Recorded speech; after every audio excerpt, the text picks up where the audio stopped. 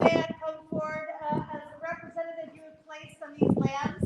I don't necessarily need to be in your court unless you'd really like to. I can place a chair, or I can go back to the gate and make sure the rest of the people come in. Okay. You would like me there. Thank you.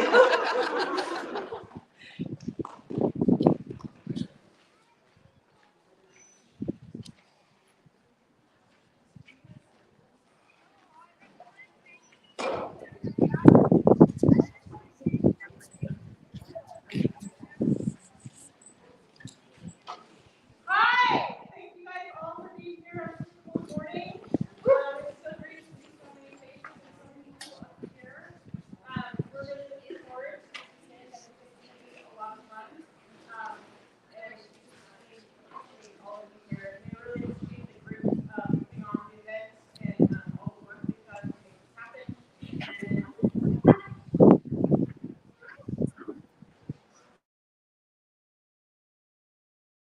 Would Radwig make themselves known to the presence? Is Radwig here? No, she's not here. Okay. Radwig, skip it.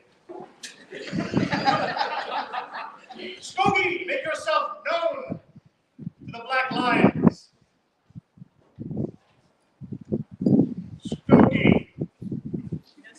Skip it. Third time's the charm. Lucia Romansdottir. Approach the Sable Lions. No, I know she's here.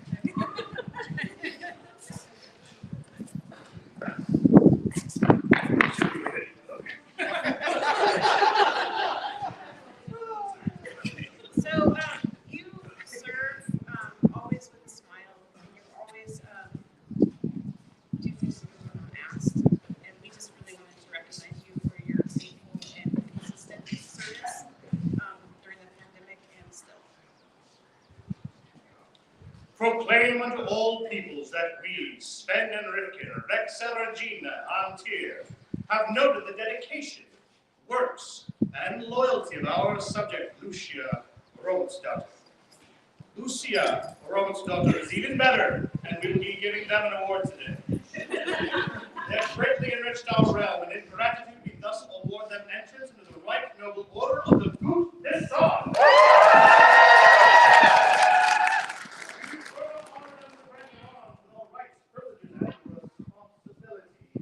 Pertaining thereunto, in witness thereof, we set our hand and seal this 9th day of April, on Societatis LBI.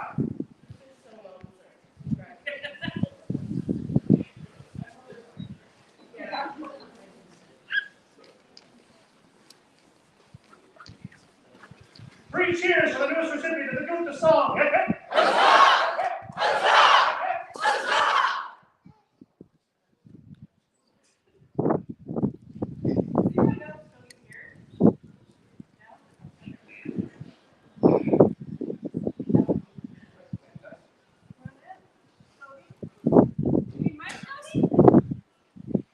Dana, jump here. Yes, he's getting armor.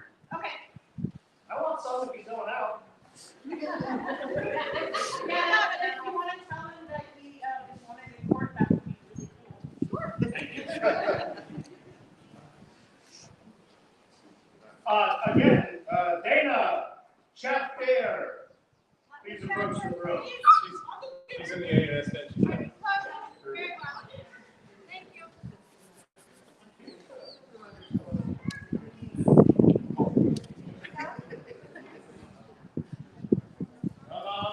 Senator Jacqueline, Field Division. Are you there?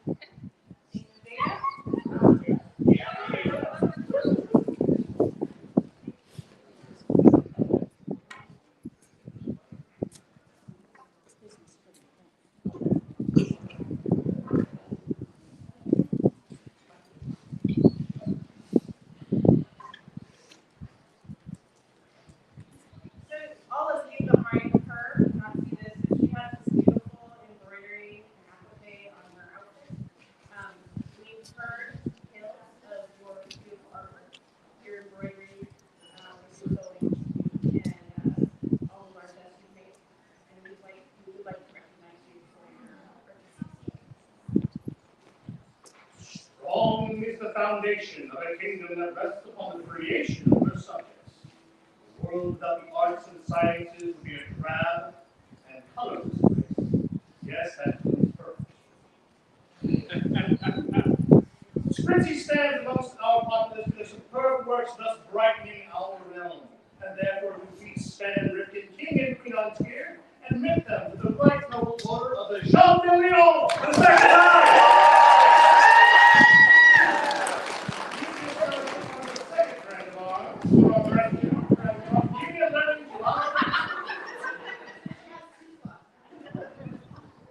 Sometimes that happens, I apologize, but we really did get a lot of recommendations for you.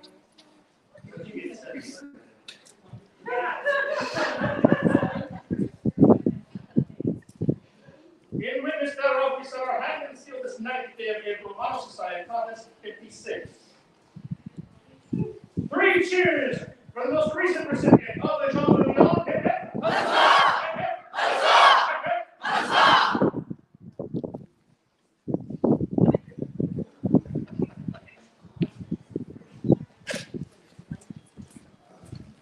Is Stogie in the house? No He's Stogie. still getting into it yet. How about Jackson? Jacqueline?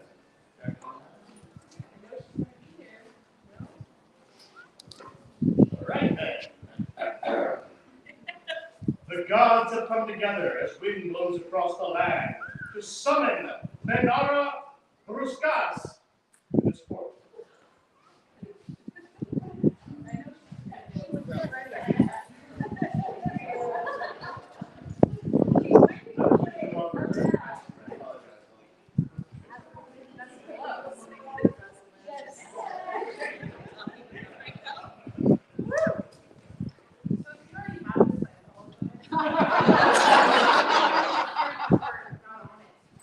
But I don't think you can and I was shocked that you did not already have this. You give and give and give. Your service is reliable, always joyful. We're a company. Whenever I personally have been involved, and it is our great pleasure to recommend. Hold yourselves silent and attend the words of the dreaded King Sven and fearsome Queen Rifkin. Let us all know that Lenara has through great service to our people pleased us and has deserved our recognition, and thus do we admit them to the right noble of the order of the Coupe de Sang.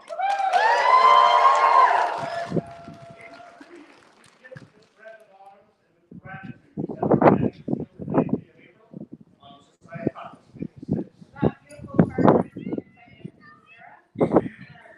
And So thank you for everything that, which is a lot. 3 cheers for the silken-haired lady. Hip, hip. Hip, hip. Hip, hip. As we await the arrival of he who was prophesied, the event steward has business.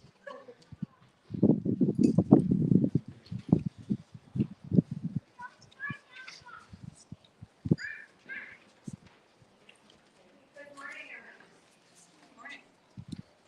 All of the other cats, that's lovely. May I have you to address your board? Good morning! Good morning. I know it's a fine and chilly and brisk day, but it's a lovely day. Here we are together again after many years of separation. It brings such joy to my heart to see the faces, even if they are buried in layers and layers and layers of things to keep everything off. We're here. Couple little things for event steward business. If you are unloaded, please remove your vehicle to the parking lot directly behind us over here. The National Guard gets a wee bit cranky if we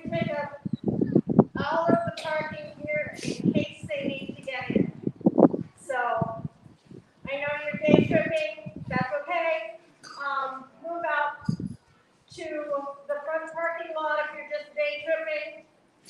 And that way you don't have the hike and a half and 3/4. Stay off of the baseball diamond. And above all, stay warm, even if it's just in the glow of friendship. And have a fabulous weekend. Thank you. Good noise, you sure. That was big sauce. A joyous noise!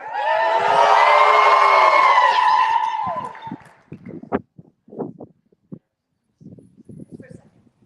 Just to add to her thing, we do have classes going on and we've had to shift things around. Please check at gate, we'll have them all written down. We've added a Shakespearean class that Her Excellency Temperance is going to be doing. We have non-binding Norse wire weaving, German brick stick, among others, but please check at gate. I will have them all written down just because we don't quite know where everything's going because of the wind. Okay?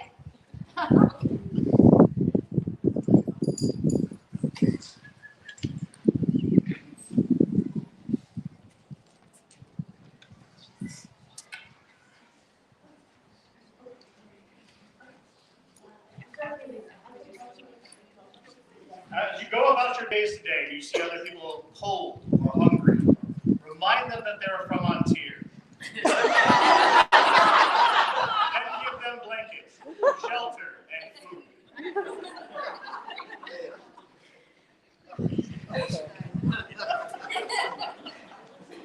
As hammer falls upon iron, and rock crumbles to stone and dust, blows in the sky and gets in your sinuses and your contacts, so have the words of prophecy come trickling from the ears of dread King Sven and magnificent Rifkin.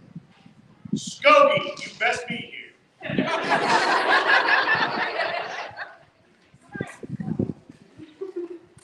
Your Highnesses, I'm sorry you caught me when I was little kid. You're doing what I Well, this is part of the reason that we called you up here.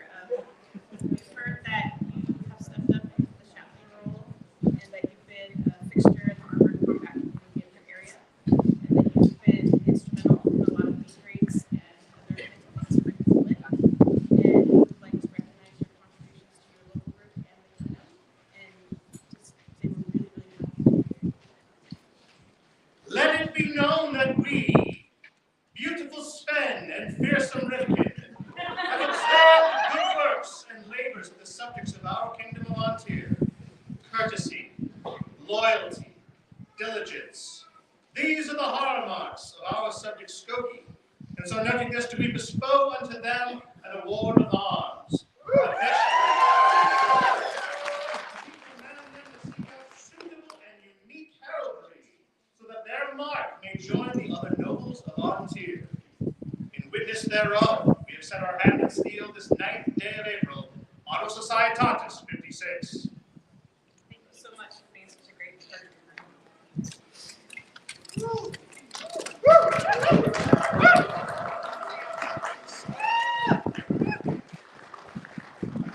Three cheers for the newest recipient of the most important award, the AOA. Hip hip! Hip hip! Hip hip! Good work.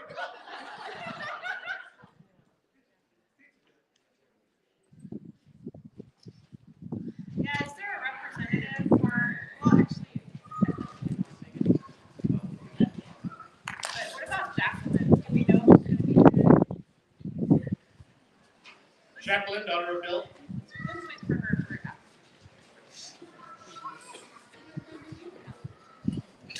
So now we would like to ask Diarna, the Viceroy of Vulcanfeldt, to help us with some baronial business that we feel prepared. Please, do you mind if I take over for a second? Okay, so there's a gentle shock throughout our kingdom right now because many of you have never been in your position during events. I am from the old days of coming. I was the when they brought this event back, and so I know some of the traditions. I've been trying to share them with you. We are trying to put together a war, but of course, Their Majesties will be trying to make it sort of even. Traditionally, it was inland versus the rest of Ontario, but of course, we want to make it fun. So I would ask you at this time, if you have friends that are representing your barony, call them forward. If you have papers for them, mark them with your papers. I had at one point in time forgotten my papers. They each got a kiss on the forehead. It was very romantic. I have to see where the forces are so that their majesties can make the decision of how to divide the team. So if I have asked the fighters to come forward, please choose your barony that you are fighting for, your baroness specifically, so that they can add you to their war point team.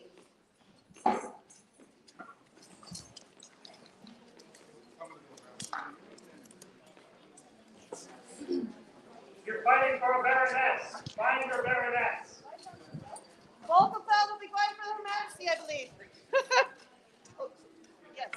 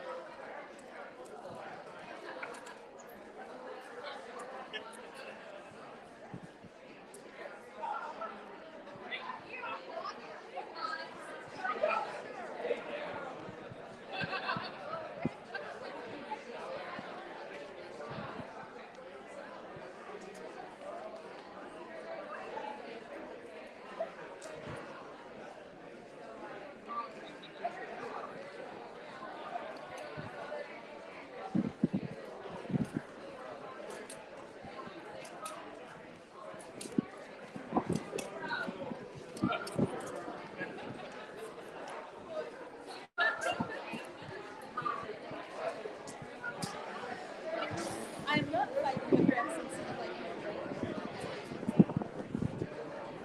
Senator, I'm fighting grandson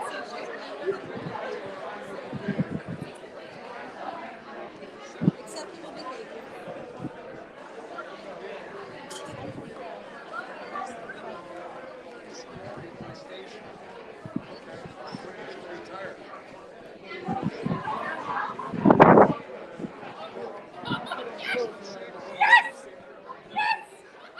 That's what I heard. I was like, take every photo and go put it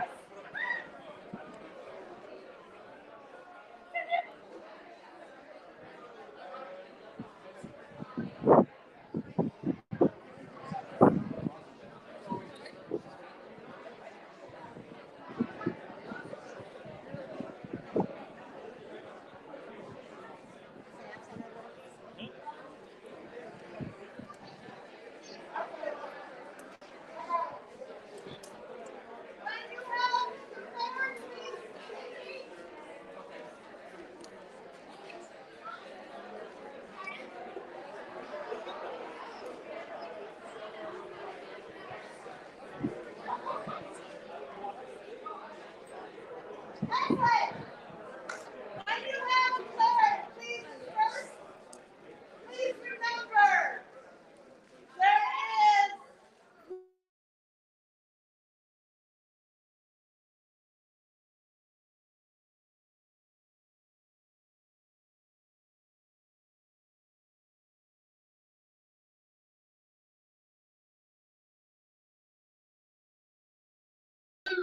a sign on the war field, okay? Thank you for coming forward. Next.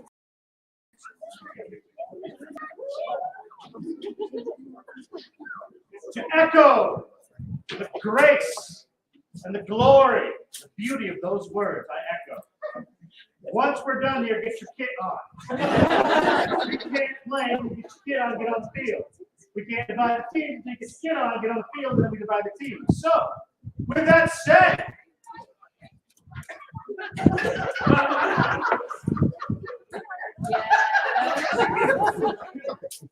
I love you so hard. With that said, thus suspends the court of their dread majesties on tier. Make your preparations for war.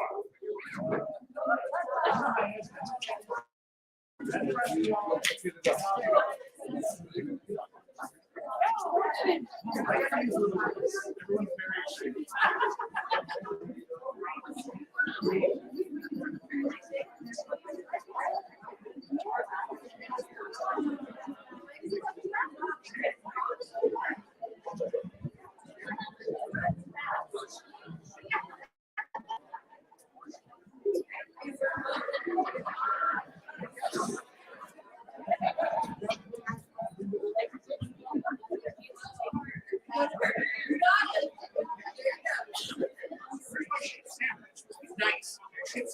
Nice.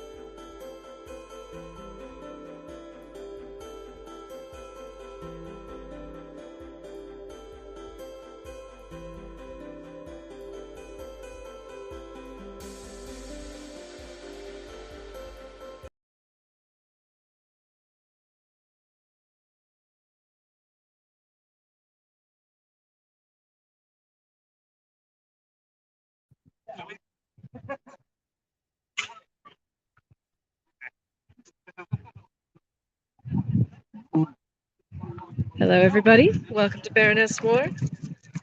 I'm your roving reporter, Larry Blackadder, and I'll be coming to you throughout the day to just bring you a little bit of the sights and the sounds of this amazing event. You can see everybody's getting ready. Fighters are getting in their armor. Dogs are in their livery. Folks are getting ready to fight. Uh-oh, I think we just saw a Crown Prince. We're going to head on into the A&S tent. So we got some amazing displays.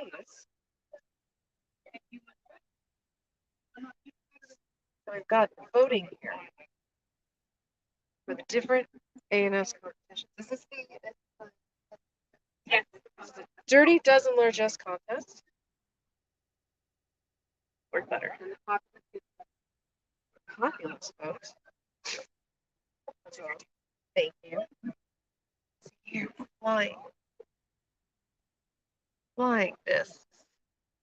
College of Crane. Handmade acrylic lucette cord. Beautiful. Really love the jewelry hooks. Gorgeous. Venetian flags. Made by Kat Guinier. Cloth on ore. Beautiful. 1 second, folks. I have to vote. Dropped my bead. So, kids, continuing on the other side here. Beautiful, beautiful null-bound mittens. We have types of fun contests over here. One is called Level Up. Or you either do something that you already had and fixed it, made it different. Okay. Or you finally finished the thing. Okay. Then there's also life skills. Right? That's for the things you taught yourself in the last 2 years of quarantine. Okay, so we've got Level Up, which is items that you have fixed or finally finished. And then the other contest is Plague Skills, things that you taught yourself during quarantine. Then at the far end down, we've got fancy. Nice. There will be formal judged competition later. Tooth powder for my Iberia. I can get in there just a little bit. Different tooth powders to use to clean the teeth. Beautiful Bayou Stitch dragon. Turkish water painting. Absolutely beautiful. So that's the A&S competition. We're going to head out here. Running into dogs. So we've got Red Wolf Merchanting for all your favorite merchant wares. Do another pan here.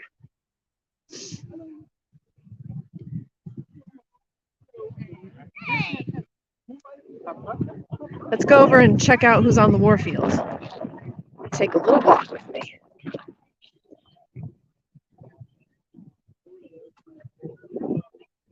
Everybody's getting ready, as you can see. There's a lot of standing around, deciding what they're going to do and when.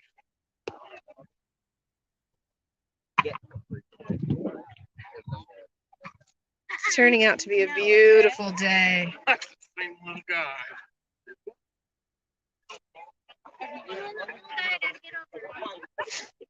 This little fella is very excited. Very excited for the war today. Let's come around over here. Those of you watching at home, let us know if there's anything you'd like to see.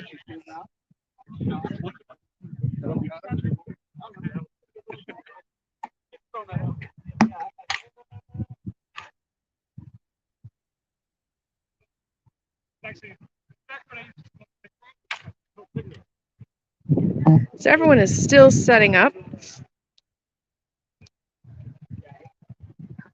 I've been told that we want to see all the dogs. Let's see some war dogs. Now these beautiful dogs are mine. This is Hermé de la Sierra de Avila, and Janie's got a gun. And as you can see, they're very excited to be here in their livery. And my good husband's currently holding them. War dogs! Let's find some more war dogs. This is Baxter. He's an extra special war dog. He's a Newfoundland poodle, and he is training to be a very special therapy dog. We have requests for all the war dogs. Let's see some more war dogs. Here's another beautiful war dog. I think this belongs to His Excellency. Let's see. The audience at home would like to see the war dogs. Hi, baby. Okay, guys. He's booping everyone at home watching. Well, let's see if we can get this one. Oh, no. We're just getting butts. She doesn't want to see us. I know she has a pretty face, too. No, she's being shy. What's going on? Oh, I know. I understand. I've been told to say hi to Arwen from Eric Danes. All right, war dogs. Let's find some more war dogs. I know there's right over there. Oh, there's a war dog over there. I think we got this war dog, but let's get another war dog. There's the war dog. War dog.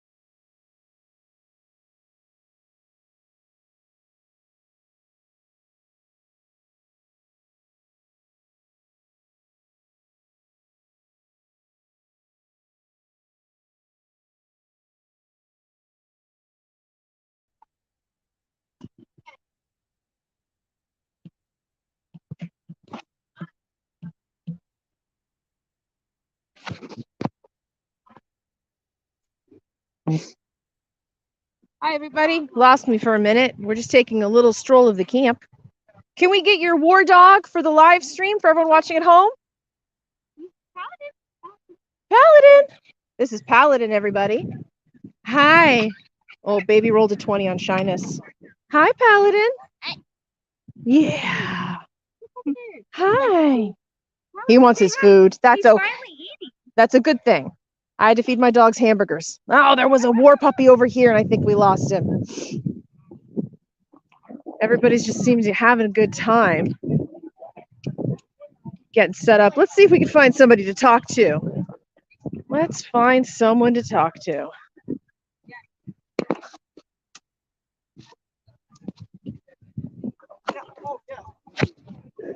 Oh, let's see. There's lots of shiny hats.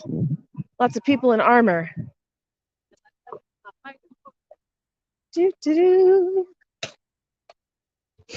Everyone's looking excellent. Want to find somebody that has a minute that isn't going to be annoyed by me. War dog. In livery. Hello, war puppy. Say hi to all the live streaming audience. Everyone's watching at home. Oh, you got a boop snoot. We got a boop snoot from the war dog. Let's see. Folks are starting to get out there. I see another war dog. This is the meat muffin, ladies and gentlemen watching at home. We're on a mission to see the war dogs. This is Coco. who belongs to Her Excellency of Aquaterra, who looks lovely. Let's give Her Excellency the mic. Let's give Her Excellency the mic. Your Excellency, is there anything in particular you're excited about for today? The war. The war, yes. And how about ANS? Of course. My personal champion is competing. Aha. I have absolute faith in her. Absolute faith in her personal champion. See, and that's what you need is undying love from your Baroness. And doesn't she look lovely? Look at the wind. So epic. Thank you, Your Excellency. Are these your fighters over here? This is the fighters. Say hi, Aquaterran fighters. You're on live stream. Yay! Very nice. They're totally going to beat everybody today, I'm sure. Oh my goodness gracious. Well, either under the armpit or they're checking it at the iliac crest. They're having very important conversations about armpits. I'm not a fighter, but I'm assuming they're talking about their deodorant. Ooh. Let's look at that beautiful piece of machinery. That is stunning. Gorgeous. People are clearly hungry for some fighting. They are not even waiting.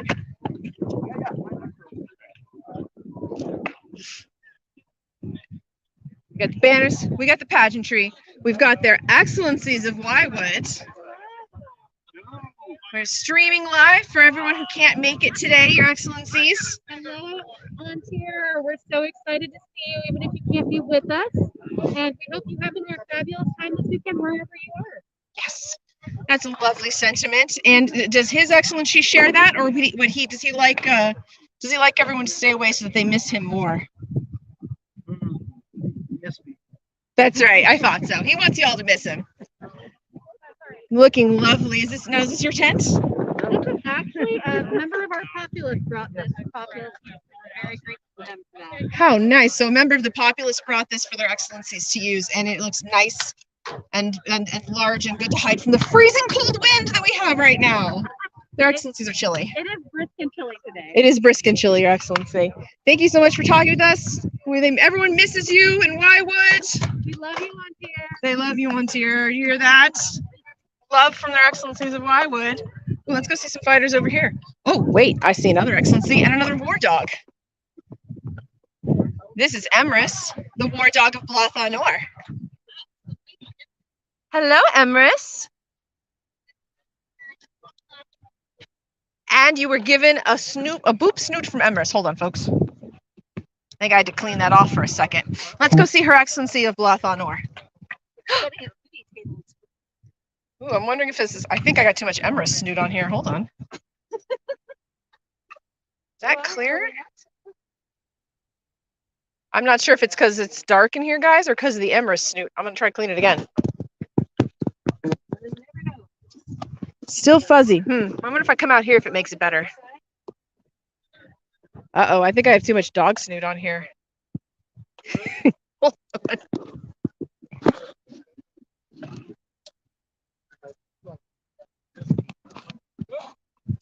I think I'm gonna have to Try to walk around. I think I'm gonna have to back out and back in because this is not refocusing. I'm gonna drop feed for a minute, guys, and then come back.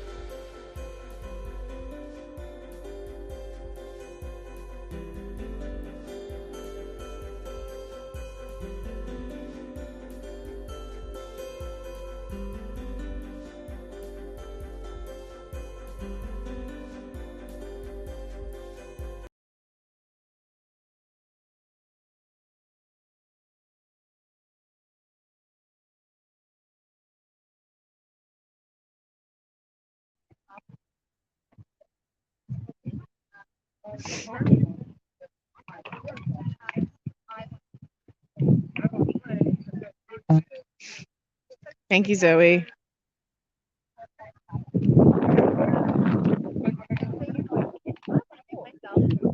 Hello, everybody. We're back, and there's no more dog snot on my camera. So we're just going to take a small tour of the camping area because, yes. I mean, when you say you're going to go big or go home, right? We're heading over to some Bardos. I'm excited to see. We've got a tiny little yurt over here. I personally love how wonderful, like amazing Scadians are. Like the things that we do with our encampments, the way that we reuse, the way that we create. We share our patterns, we work together. It's absolutely one of the things that, in my opinion, makes the SCA so special. It's our ingenuity, working together to really bring the medieval feel to all of us. Look at this Bardo that belongs to the incredible Melissa Delmata, who is, as you all know, famous for her bustle and bristle, which just took 12th Night by storm. I think I can say that. You can. I can. And oh my God, it's Melissa Delmata. Look, there she is, everybody. So, Melissa, can you tell us a little bit about your Vardo? Did you build your Vardo? I built my Vardo last April, so I bought this. It's been a year since I bought it. And we started with the basic 8-foot by 5-foot trailer because I wanted something a bit better than what you can get at like Harbor Freight. So I wanted the bigger tires. And then my dad and I just put it together. So it's the tongue and groove on the side. We curved it. We made a prow for it. It is based off of the Greek trireme boats because I am a Greek persona. So that was that. And then the bustle and bristle came after. And now that I have a business, I'm ready to vend out of this. And this will be magical. I even have roommates making stuff with me today. So that way I've got something to do in my downtime. Nice. Yeah. So it was a labor of love. It took us a couple of months. My sister and I did the inaugural trip to Glacier National Park in Montana. But this is the first event that the Bardo has shown up for with the SCA. So I love it. It's a tiny little Greek ship. It's fabulous. Let's get a long shot of our little Greek ship here. Ah, it's so cute. She will also be vending at Embers and Ambrosia at the end of the month at Blathon Ore, selling those amazing bustle and bristle products. Super cute. Let's come around here. That is so fun. Very fun little home there. I love these. I love the tiny homes. Gorgeous, gorgeous painting here on this pavilion. Belongs to Baroness War, as you can see by her heraldry there. Stunning. We've actually got quite a few campers, which is great considering how cold it is. Those of you that are at home, it is really cold. The wind is going to be picking up. I think it's currently like 40 something. And the wind is just nuts. Pageantry though is still there. We're going to try not to get the toilets though. Just going to come back around. Oh, war puppies. Come on, war puppies. Let's go. Let's continue on our tour. Bye, Melissa.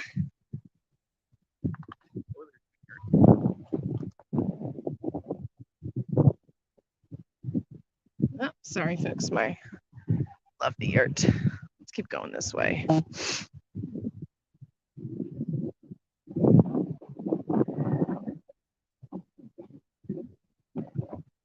Just wondering, we could just build a bunch of these, put them in the backyard. You guys want to run them out?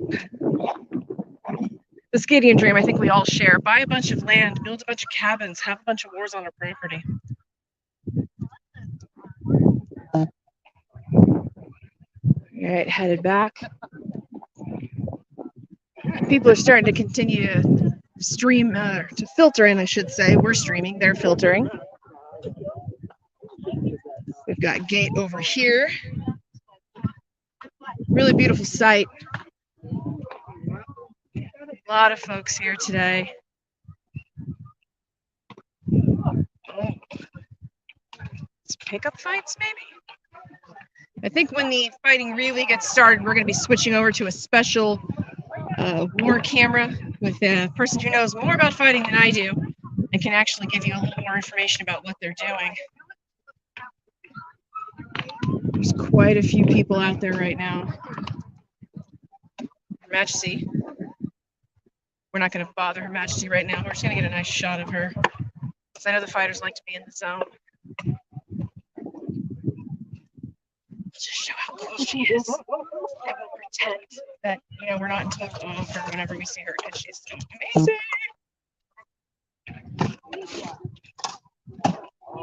Let's see. Check here. I'm going to try to get a little bit of a better spot here. Right now I'm getting to the back of everybody's heads.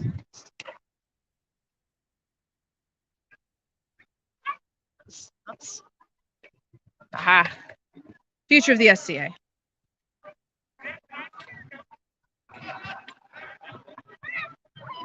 My favorite, actually, is watching the little ones play. There's going to be YAC activities later, starting at, I believe, 1 to 2:30. Right now, they're maybe just getting ready, doing some little warm-ups. Let's go over here, though. Oh. Now, for those of you who aren't following along, Her Majesty made matching hooded fighting tunics for herself and His Majesty. Who's over there?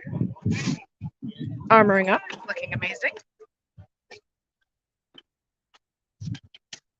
We're just going to continue walking. Don't want to bother any fighters in the zone. Although that's a herald right there. I'd really like bothering heralds. Right.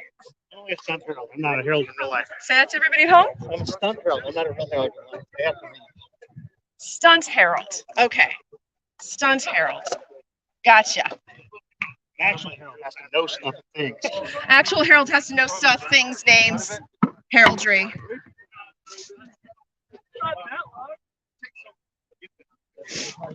Really starting to fill out now. It's getting warmer a little bit. Thank God the sun's come out.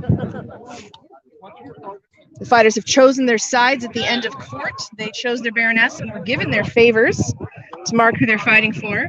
So, for instance, the lovely Andromachus Lesbos, Kingdom Bardic Champion, is fighting for, there it is, Aquaterra. There's that beautiful green favor. Looking good, Andromacha. Your ladyship. It's your ladyship or my lady. There's some very important people over here having a good time. Everybody's settled in to watch the fighting. Looking great in their best garb.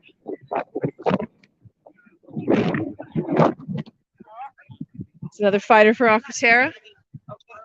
Sir Gavinus Decimus Aurelius, otherwise known as Power Lifter to his friends.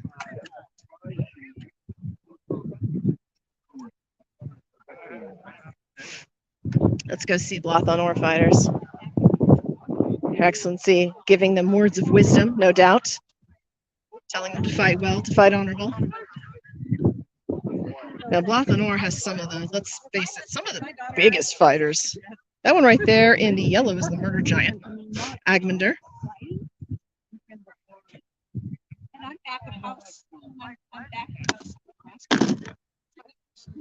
The war puppy.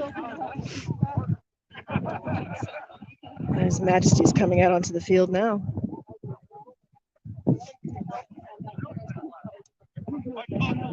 One can only assume they're swapping recipes for some sort of banana bread. Perhaps a favorite cake.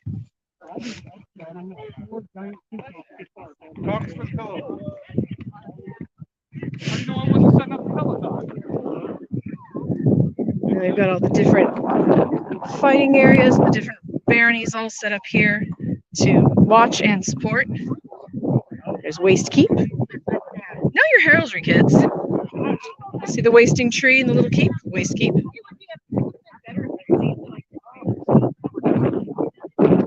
Wonderful turnout of fighters today.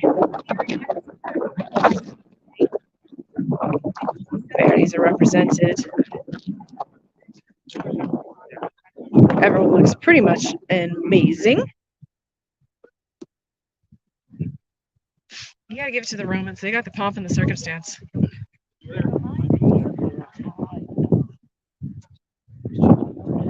Come back around so you can see the whole field.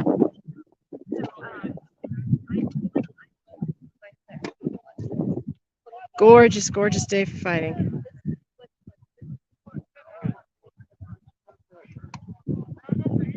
I'm sure we're all hoping they get started soon.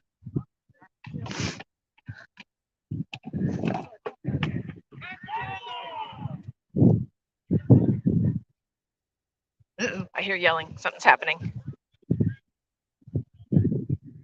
Okay, you guys can't hear, but there's marshals announcing the first battle is a grand melee, everyone on everyone.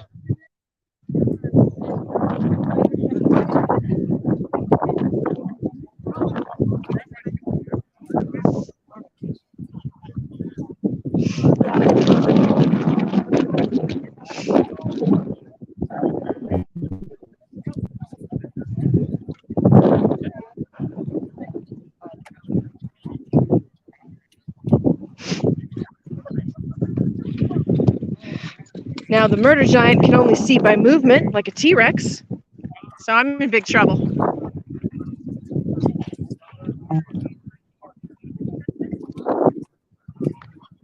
These fighters are itching to get going.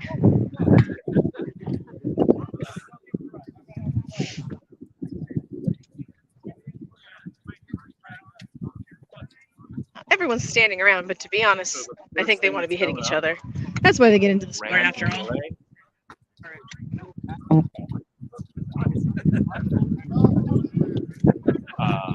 There will be roaming courts coming up later on today. Keep an eye out. I'm going to attempt to not trip.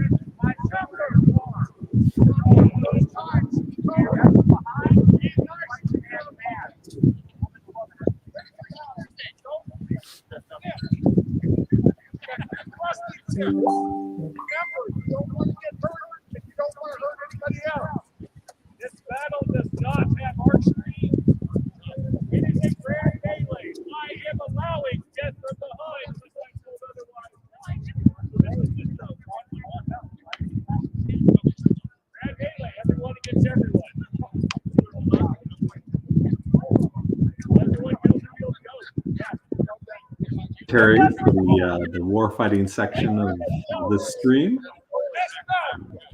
Looks like we're just setting up for the grand melee, which is my experience the ceremonial beginning of war fighting for Baroness War.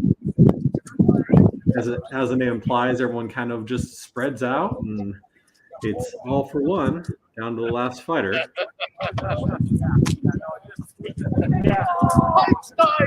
When you're on the war field, there's usually a sort of like people generally try to keep it a little civil. You usually try to square up with one opponent versus just wildly flailing around.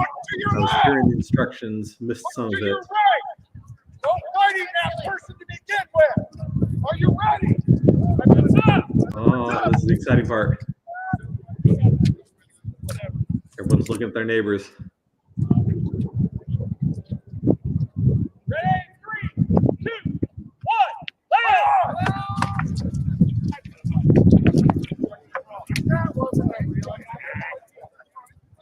Yeah, you notice how no one just immediately turns to their left or right and smacks someone. Everyone's looking for an opponent. There's a certain amount of chivalry, conduct that generally happens even in what's considered to be an open melee like this. Even though the marshal decided to allow for death from behind, which is sort of a formal process of killing someone when they're not aware, when they're not aware and you're behind them, you're not going to see a lot of that out on the melee.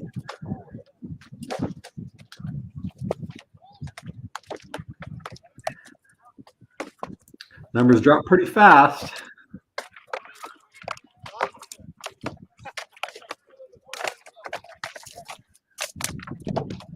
It's always fun fighting a long weapon like a pike or a spear from your knees. You have to waddle forward real fast.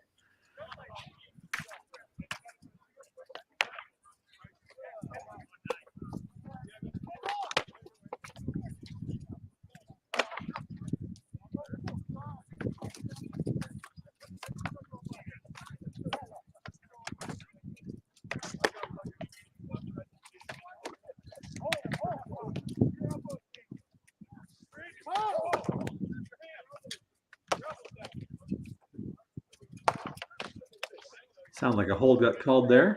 Can't really see what's going on, but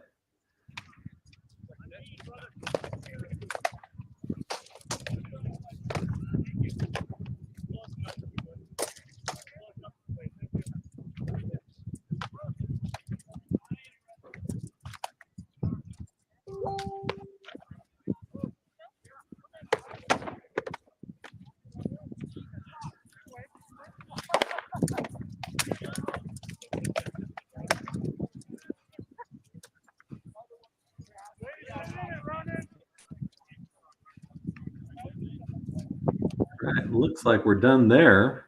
Just a quick little warm up, more than anything else.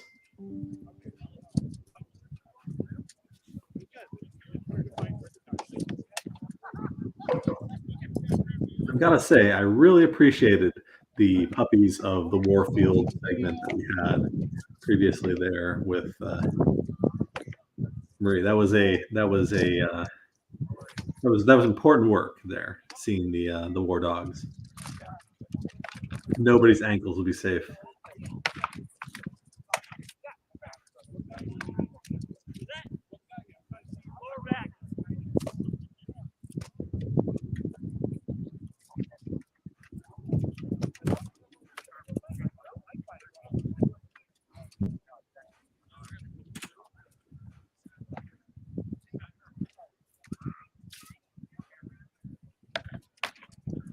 The last fight, everyone just sitting around watching it.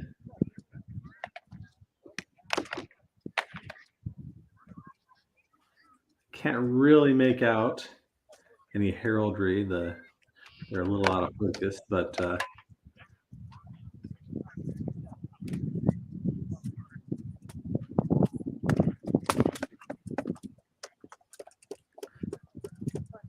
right, everyone's warmed up. Next up, we'll probably see people divided into armies and get started on our first scenario.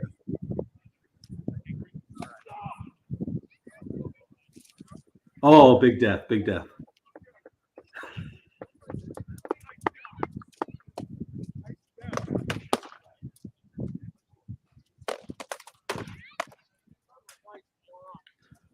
So got something going on off panel there.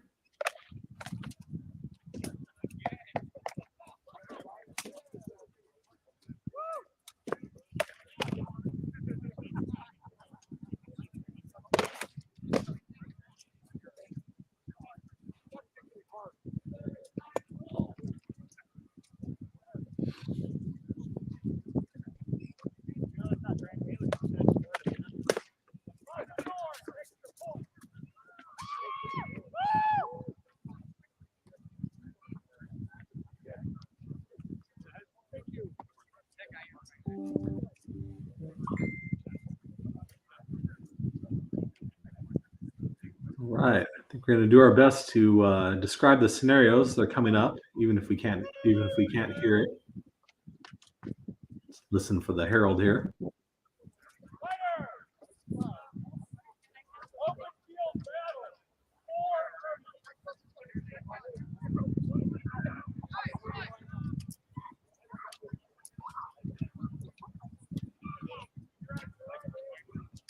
All right, caught open field battle.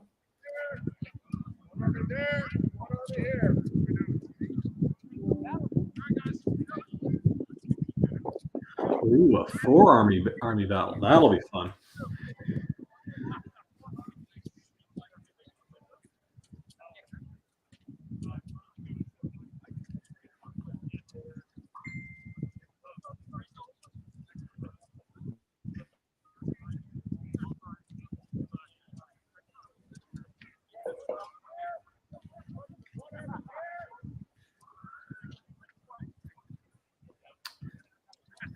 The fun trick with multiple armies is actually keeping track of who's on what army.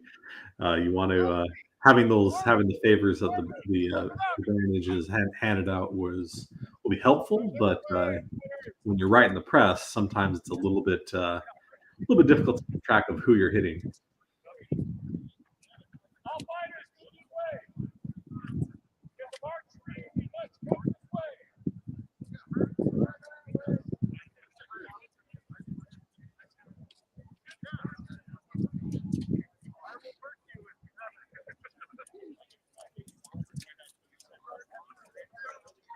I haven't heard an official count of the size of the armies. Just looking at this, I'm going to guess 60 people, 60 fighters, 70 fighters, right around there. More coming into frame all the time, but I'm probably going to have you move that way.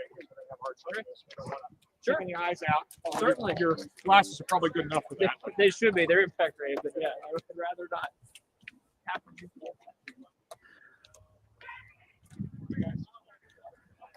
Notified here that the winner of the Grand Melee was Sir Tancred. So congratulations.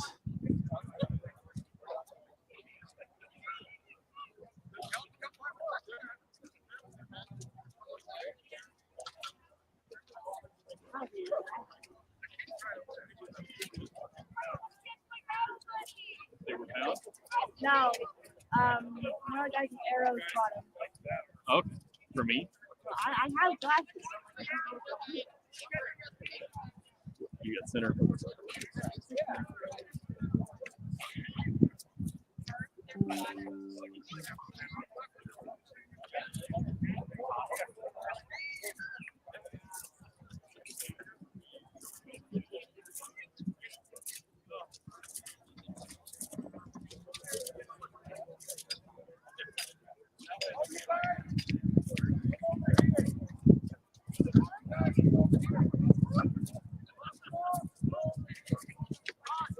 There's always a certain amount of shuffling about at this point, getting everyone in position, having to yell at people through their helmets.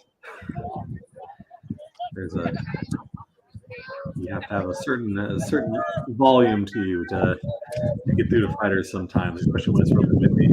Everyone's in helmet. Having a good solid bellow is important to a warfield marshal and herald.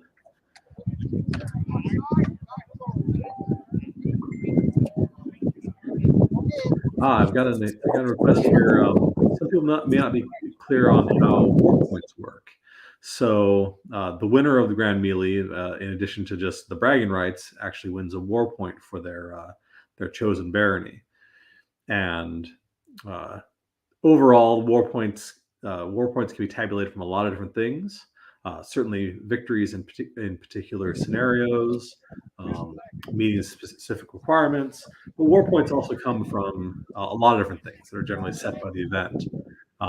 For example, what we were looking at, the ANS place and such, probably included a war point. And in the end, all these different things are tabulated, and it determines who wins the war. I did the air quotes there, but yeah. So there's a lot of different ways that a particular barony can earn war points, either for their side or for themselves personally. So seeing one of the fighters victory in the Grand Melee means that the barony that he was fighting for won a war point.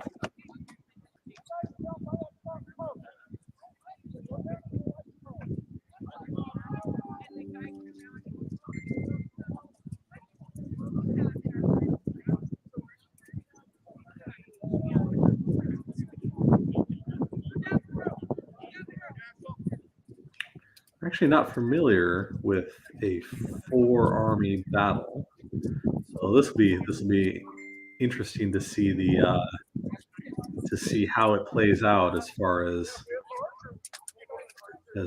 who fights who, how that process works. Since we're allowing death behind, that means that each army has to be very careful not to let themselves get outflanked. If someone can just roll around behind you, then they can just walk down your line, and you've really got nothing to do about it.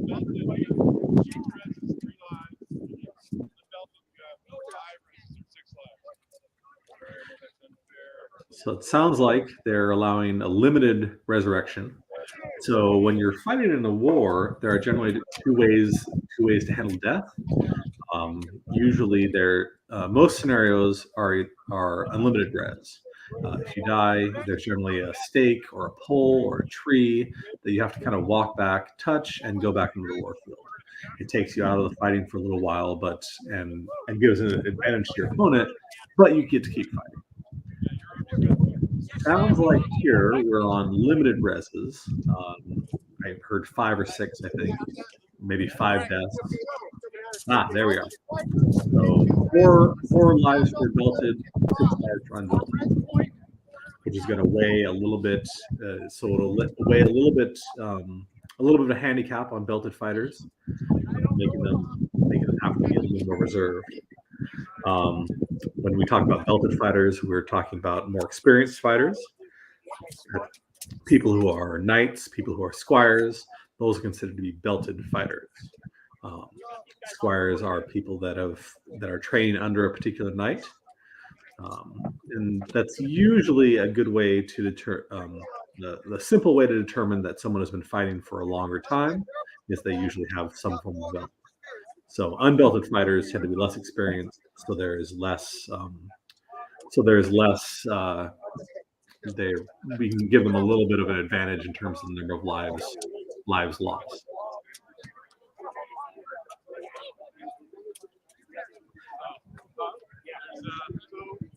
Hello, Nick. Yeah, I think this is about as good as the camera gets. I know that they're working on it, but we'll see how the setup works. But we may not be too much. We may not see much more of an improvement on this.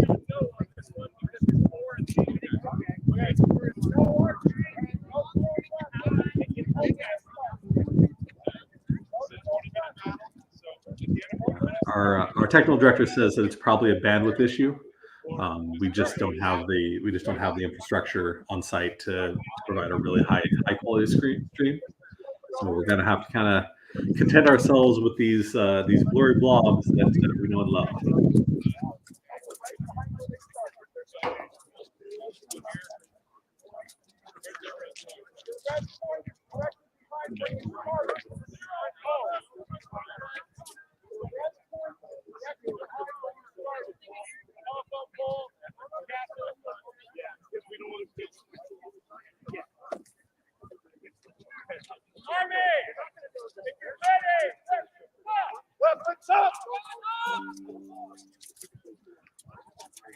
All right.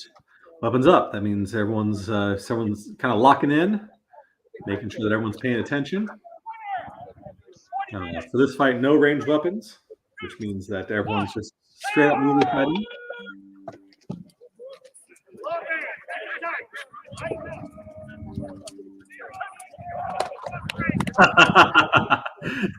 Glory! Notice that immediate charge there. Not necessarily the wisest action, but certainly impressive.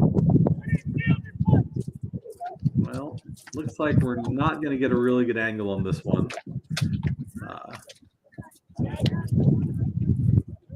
We're pressing the other side of the field, so there's going to be sort of a limited amount of commentary we get here.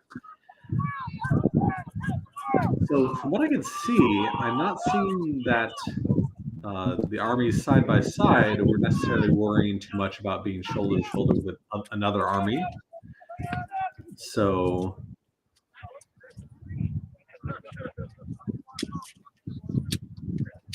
we're drawing a little bit.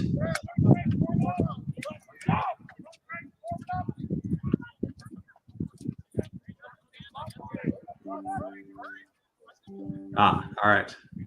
There's an edge of the world called. So edge of the world means that you've reached the edge of the safe playing field for the war, which means that there's danger of the war, of weapons being swung outside at spectators or at non-hardened targets. So that usually means that everyone kind of needs to shift back and find a new and reset their positioning on the field.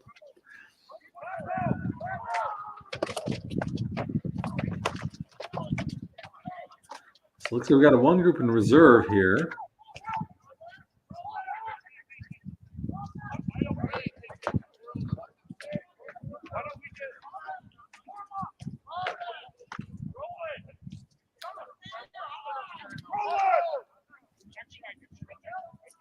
When they say roll them, that means that a flank is exposed.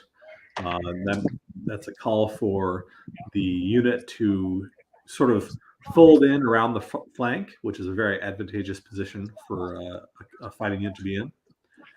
That means that not only is your opponent having to defend from the direct attack, but they have to watch their flanks, which means they have to divide their forces.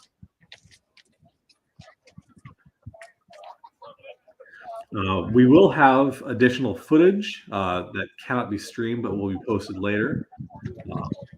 There'll be an upload of different angles, probably closer.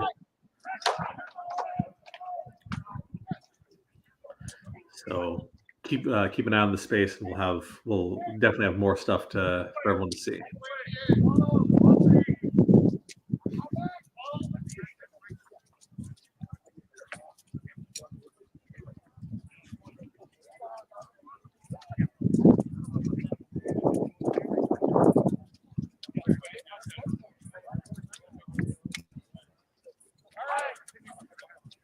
There we go. Come on. Grab your biscuit. Grab your group, and I'll have my group. We'll starve all of our buy-in.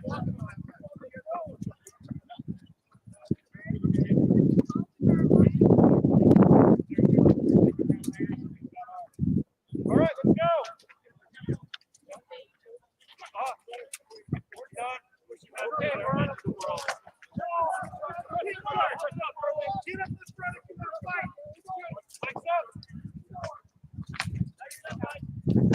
Okay, this makes sense. So it looks like what they've done is actually for a 4-army field, they've just divided. There's, Army 1 fights Army 2, Army 3 fights Army 4, and then they mix it up. So Army 1 fights Army 3. So a chance to do unit level stuff, to see different groups in action and have a little bit of separation between them.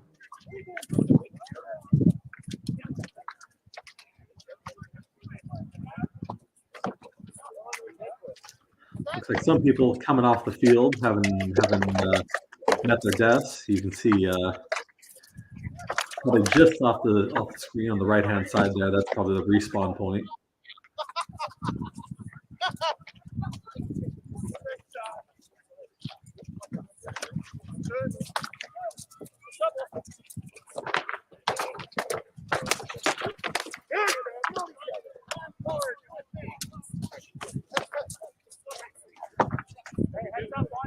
High warfare is always waiting for that opening.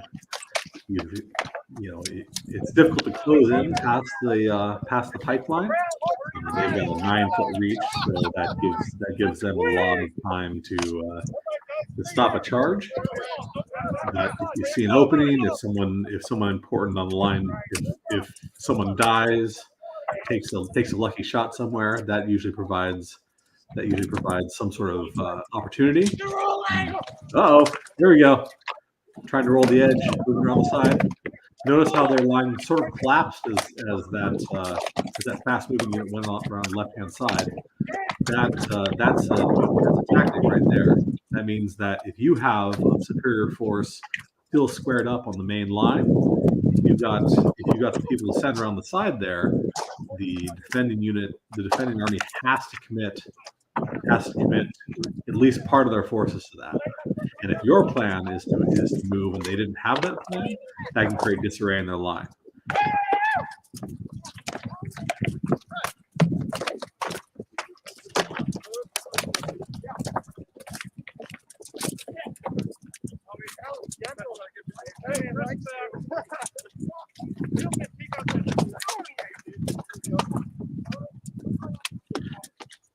You can see the pikemen there.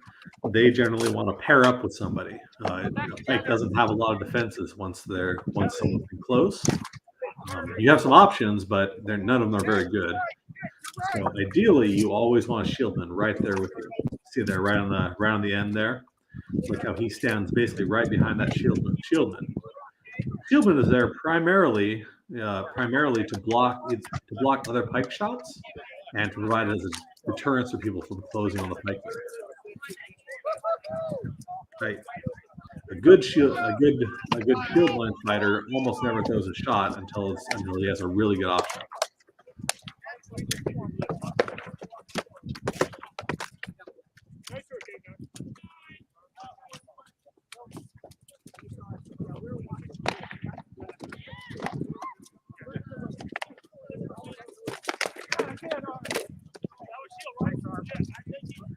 Yeah, notice there the pikeman in the pale blue, he didn't have a shieldman with him.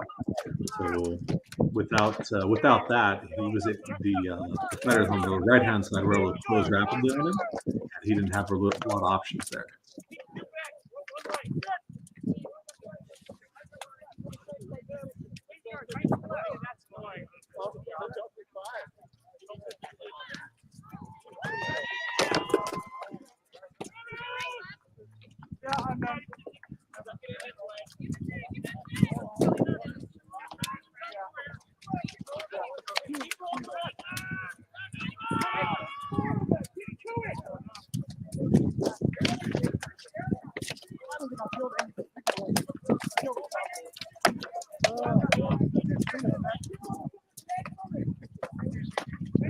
Inside getting pressed there.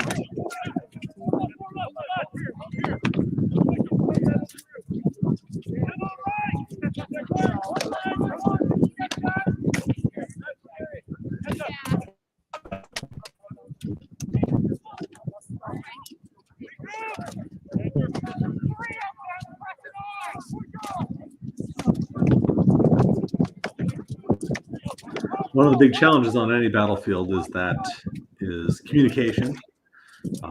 People tend to be really focused on what's in front of them, and part of the job of the commander is to keep everyone aware. As the battlefield changes, it's important to be able to change with it. And generally, what that means is that battlefield commanders want to be very simple. Press right. They're approaching right. Simple things that convey what's happening. Some units will train for more advanced stuff. But when you've got a mixed unit like this, generally you've got to be pretty clear, pretty straightforward with what those commands are.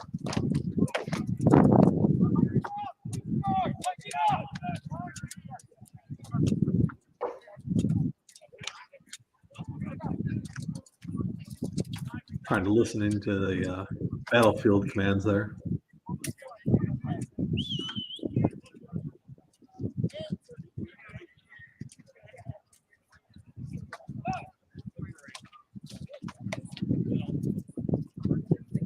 Press right, advance right, dress the line. That'll be a really common one. People getting too far forward, easy to get picked up. Takes that way.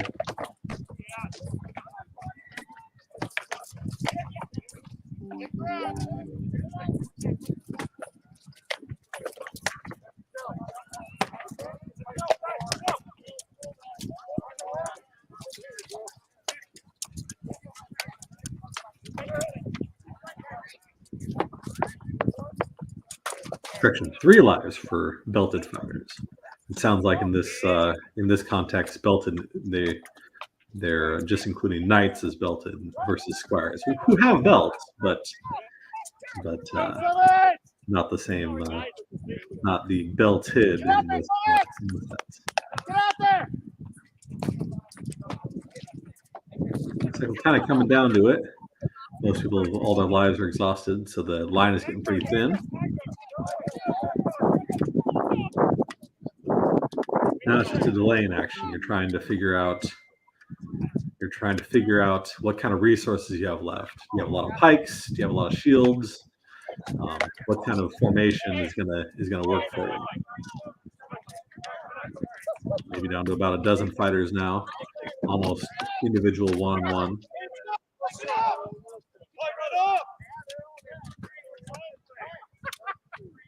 Oh, yeah, there you go. Got too spread out, so their leaders called them to dress up.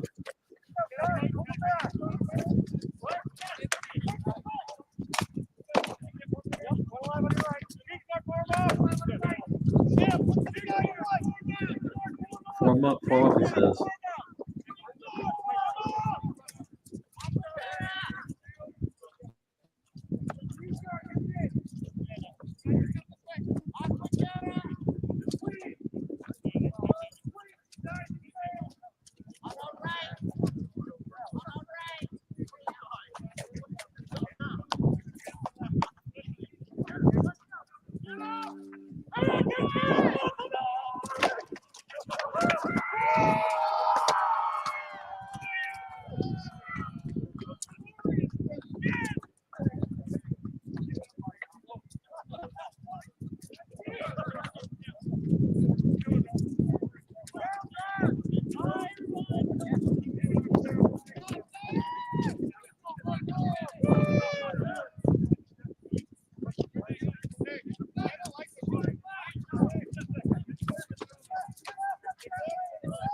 All right, the depleted armies massing up again.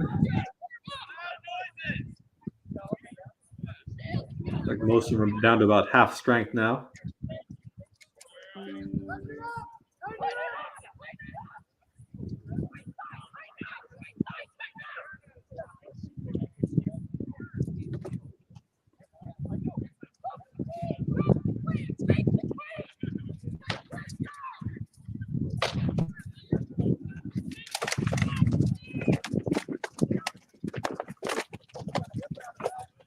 Watch how the fight is always on the edges.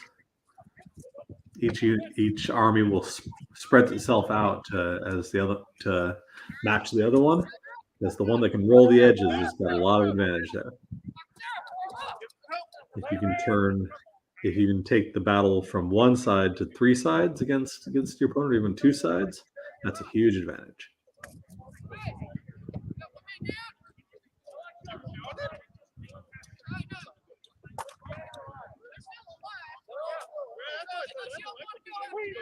Give way! We've been working too hard. Give way! That's what I was thinking.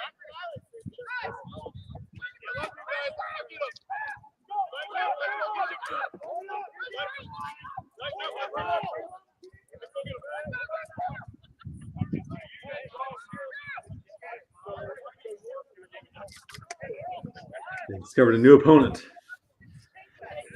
New opponent has entered the fight.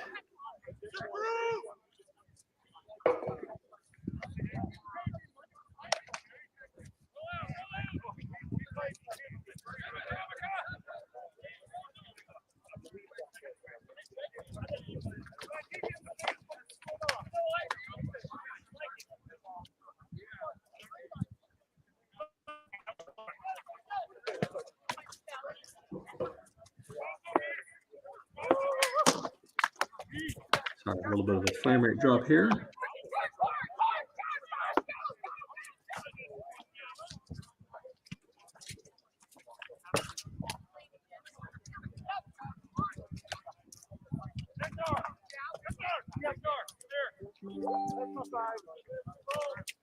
Blathanor is out of the combat. The last warrior is fallen. Can we get cheers in chat for the valor of Blathanor?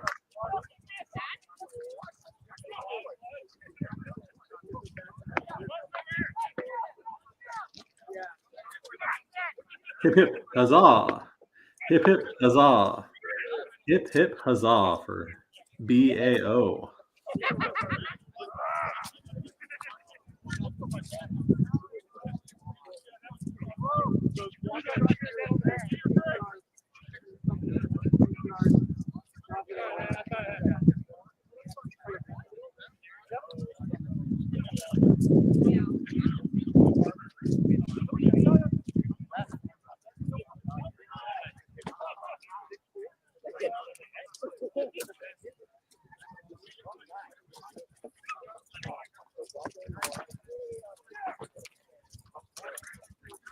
Make no mistake, it wasn't the lack of valor. It just means they were in the thick of it all the time.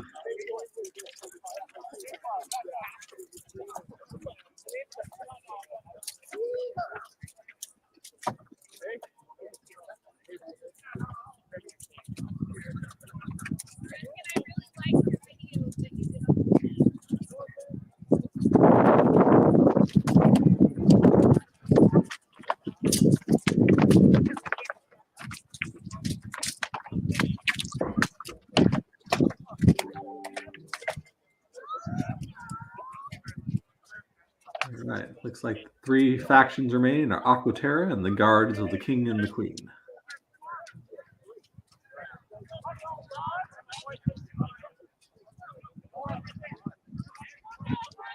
Hard to see the action from all the way over here.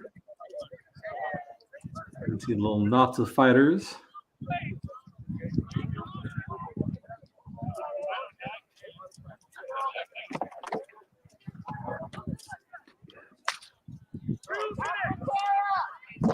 It looks like everyone's sitting and assessing what strengths they have remaining. How many shields, how many spears.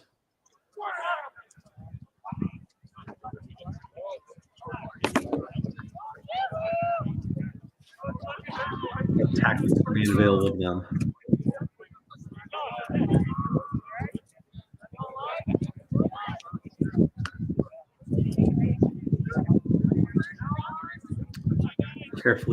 Carefully shepherding those last couple of lives that they have.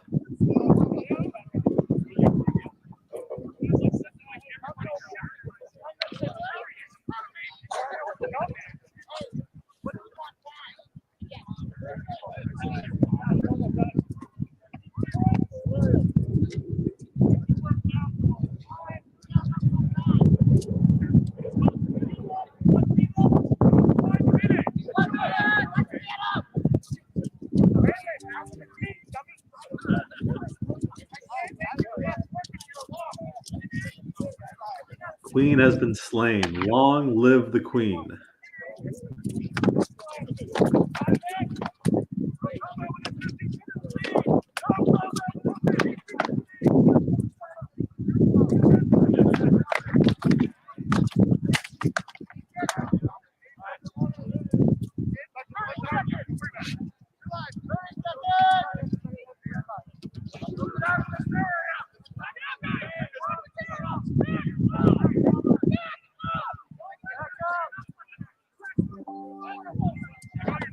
30 seconds remaining on the scenario.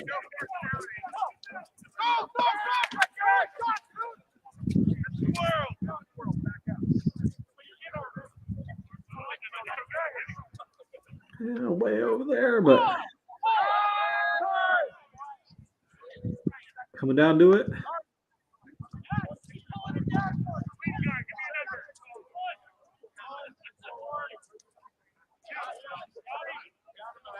And final charge. Let's see it.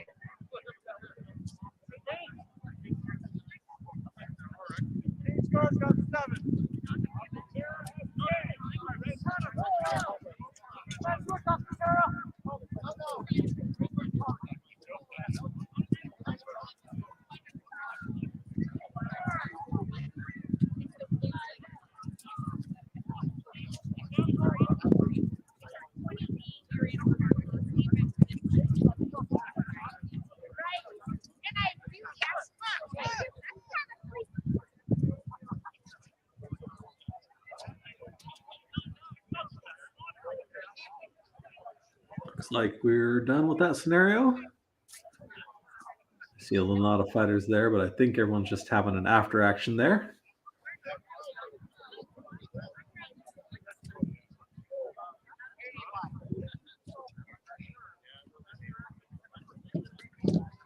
Open field battles are always entertaining. They are very, very dynamic. You have to be aware of everything going on. You have to carefully allocate your forces. It just gets more complicated when you got 3 opponents instead of just 1.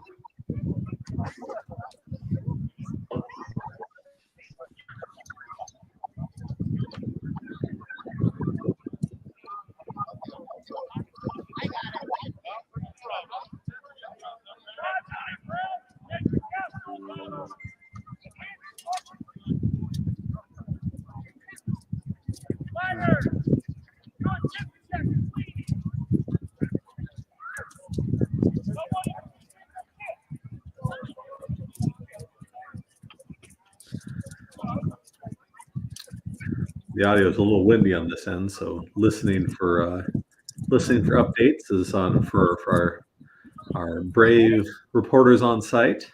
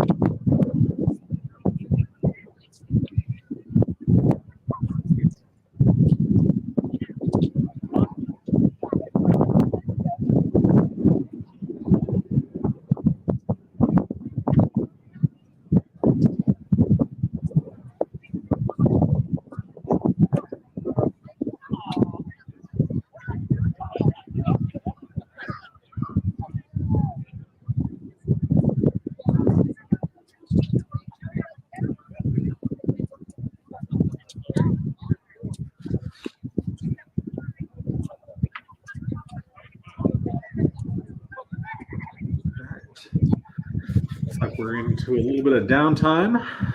Just taking a break, getting some water. Typically, these downtimes last between about 5 and 10 minutes. After that, everyone kind of drags himself back out and ready for the next round.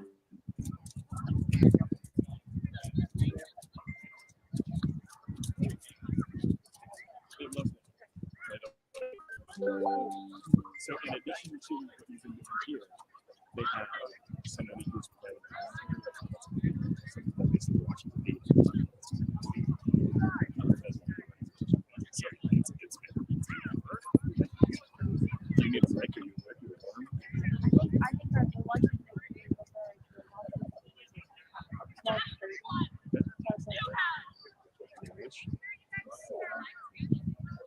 effect with the amount of pineapple.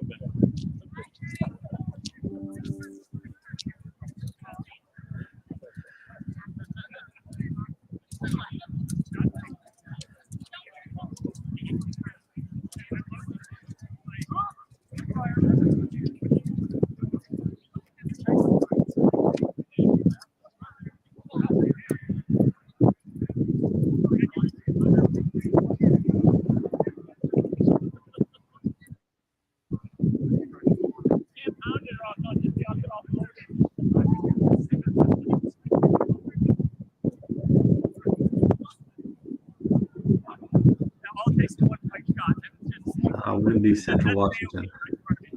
Although once you're out in the field, you definitely feel grateful for that that cross breeze. It'd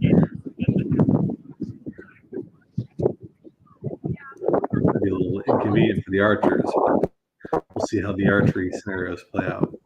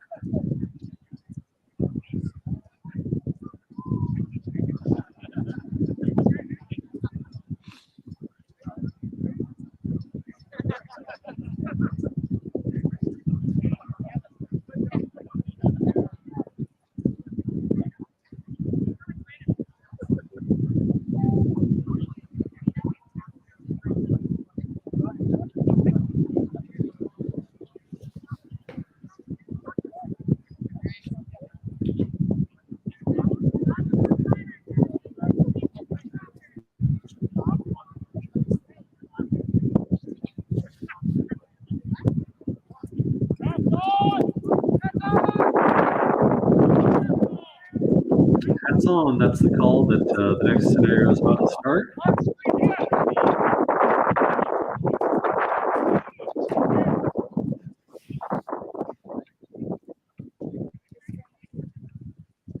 These are for you. You can leave them here if you want and have them later for. Oh, looks like it's going to be a castle defense scenario, maybe. We're panning over here.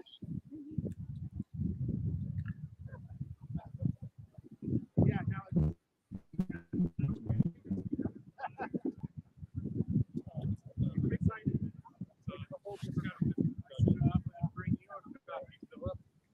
Coffee? I should have brought you one. No, thank you. Chai tea maybe if you're ever doing it for me. Okay.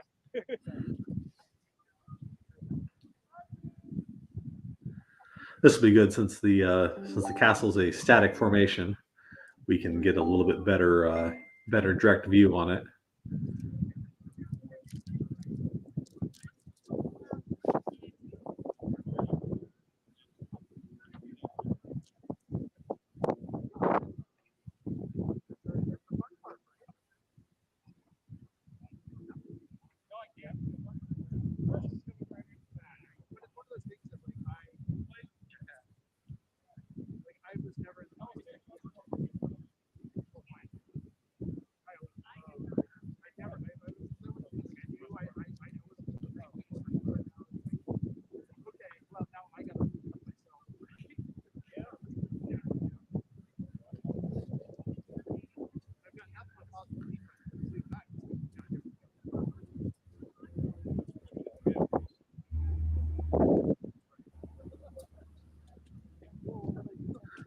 Marshals on the field, waiting for the fighters.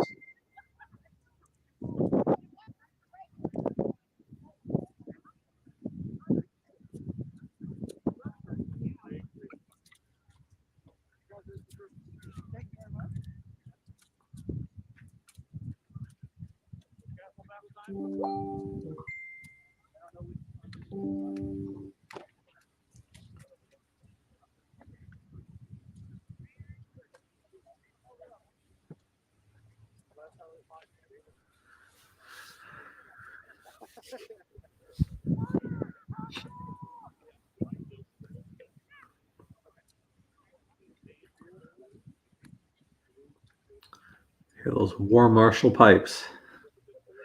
Fighters!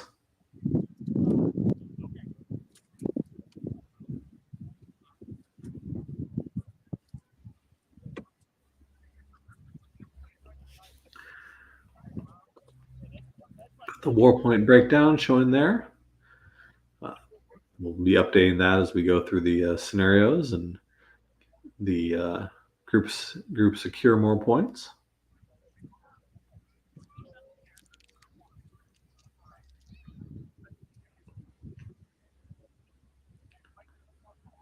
And I guess it's probably the respawn flag. Probably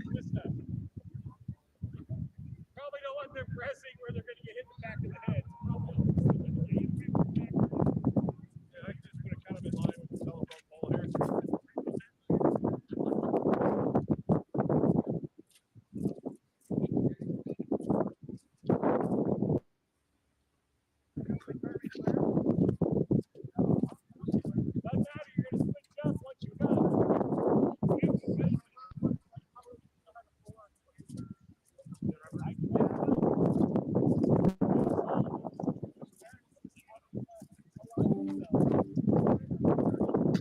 Yeah, there we go. Yes, the flag is the res point for the attacking army.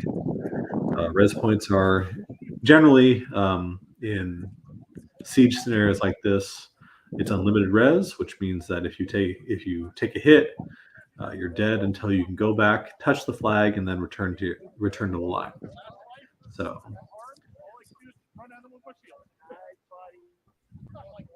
Death is more of an inconvenience than an impediment.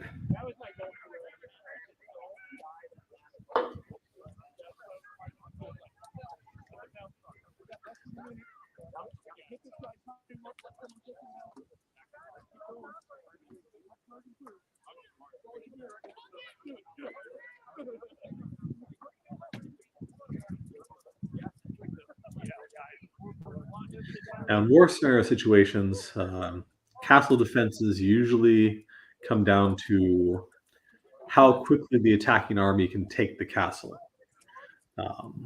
So the attacking army typically has unlimited lives. I don't know specifics in this scenario yet, but they have unlimited lives, but there's a time limit on how long they have to take the castle, and the victory is determined by how quickly they can take it. Or it might be tabulated on how long the defensive army can hold out against the attackers. Sometimes defenders will have limited res, which means that the attackers have to wear them down. Sometimes it's just a matter of the attackers breaking through the defensive lines. We'll see the details on this one coming up.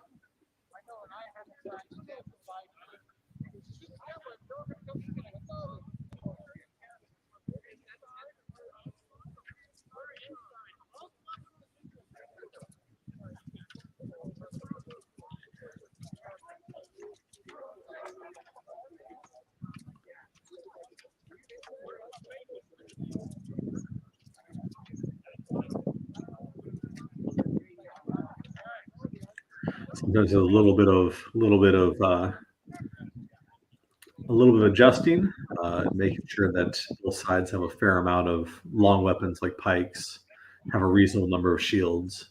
Every now and then you'll see people moving back and forth between their chosen armies just to make the balancing of the armies a little bit more reasonable, a little bit more fair for both sides.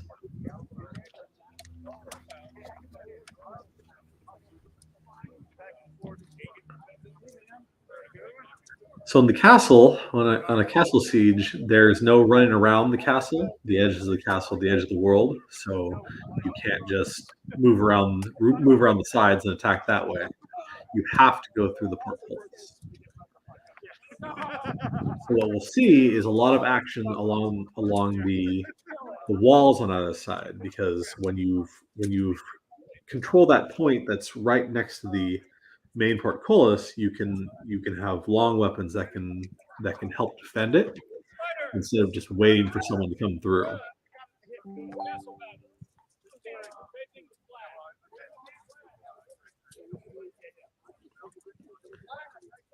Listening for the descriptions here.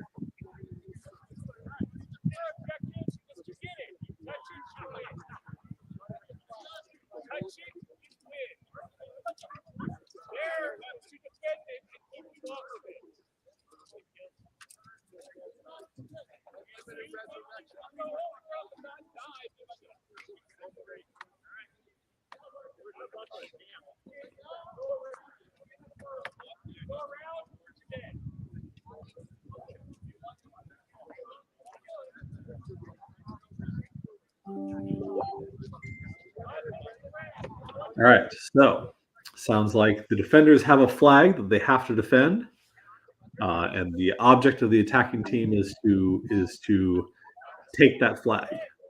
So if they can get in and touch it, then the attackers win. If the defenders can hold out for the length of the scenario, then they win. Generally, the victory in this scenario will be determined by who can get to the opponent's flag the fastest. If there isn't one team that actually fully holds off the other. So it's a time battle. I'm guessing unlimited reses. We haven't heard that yet.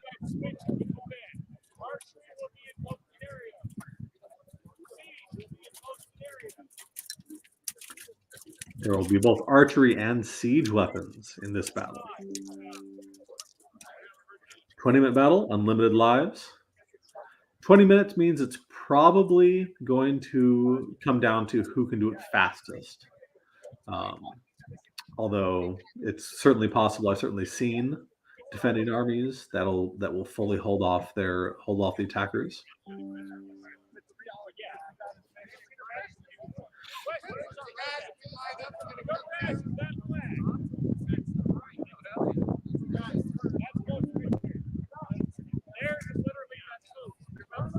Now, siege engines are an interesting addition to any battle.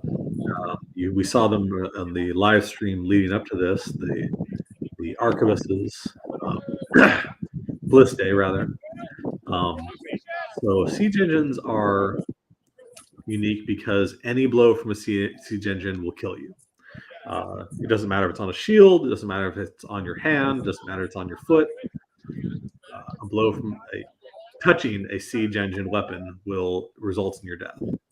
So generally, you'll have a siege engine that'll be set up directly through the portcullis, fire out through the satellite port in the middle there, and so you'll see the attacking army.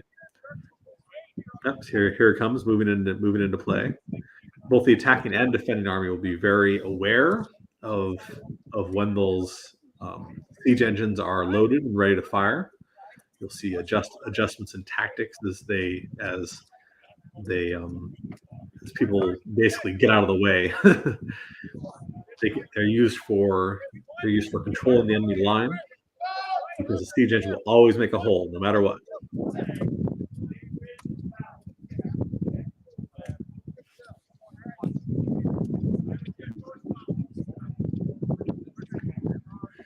Sometimes we see archers in the trellis above the cellar port. I'm not sure if they're going to be up there or not, but oftentimes these castle setups will actually be sturdy enough that you can have archers above shooting down.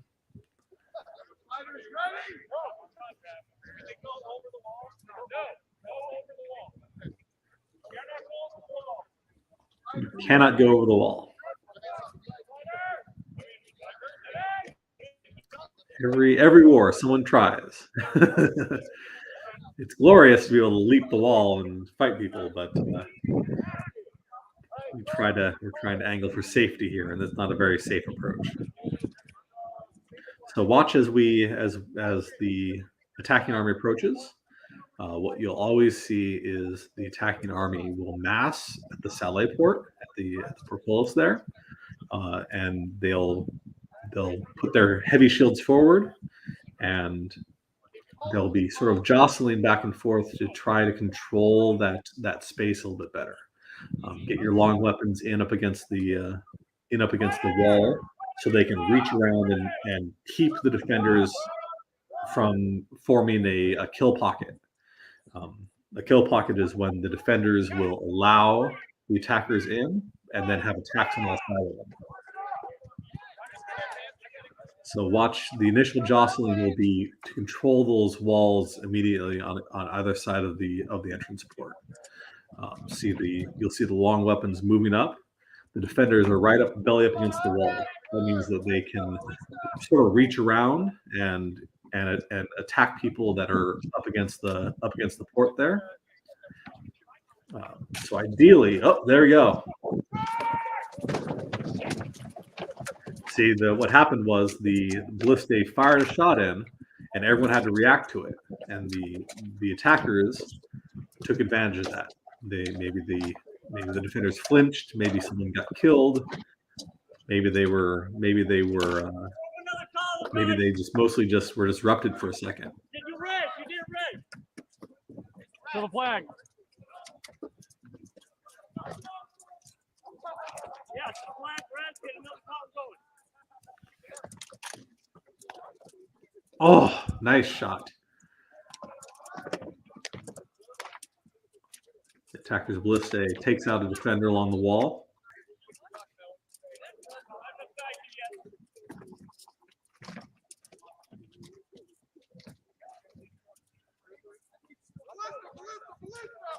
See how smooth and efficient they are. Looks like they're loaded and ready to fire every 20 seconds.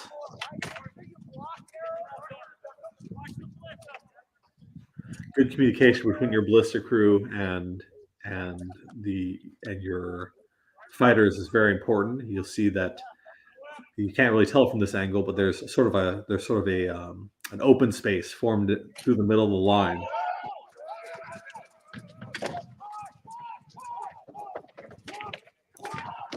So the ranged weapons go in there. Yeah, watch the near side there. The pikemen up against the wall there to keep the defenders from forming a really tight pocket back there.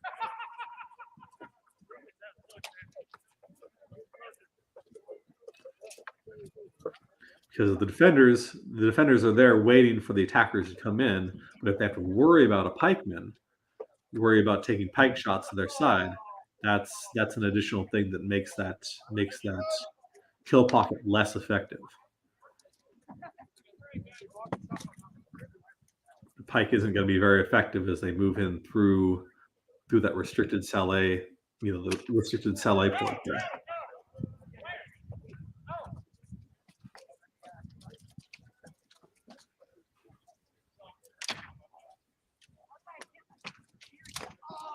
A little bit of archery there.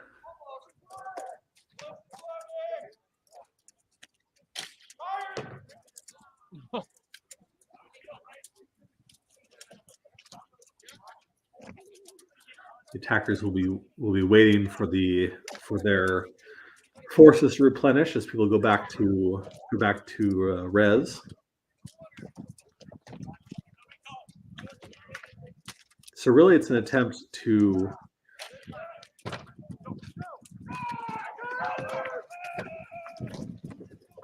the charge to the port always follows a successful ballista shot. That means that someone on the defensive line has gotten hit, and that means they've stepped back, and that's a very temporary but very pronounced advantage. Their shields aren't locked. They're not all ready to receive the charge.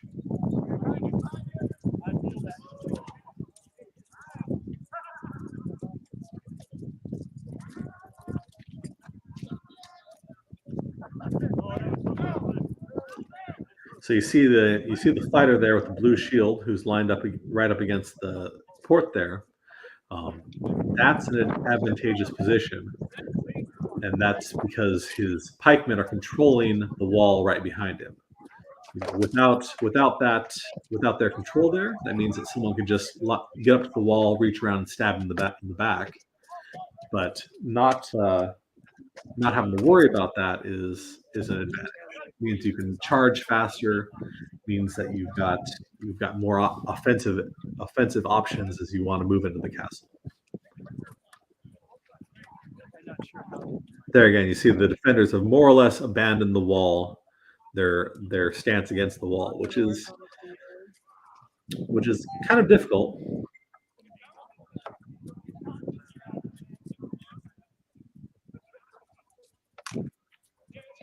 But you can see that that the attackers have chosen to line up and prepare for their charge back from the port. They're not really crowding the wall too much.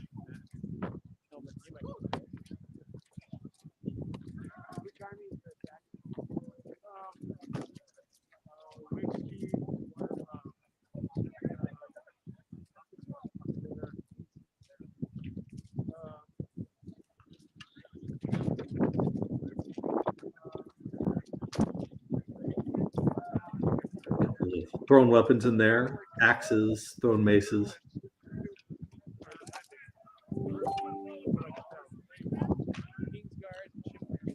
So it looks like Wastekeep is the attacking army right now.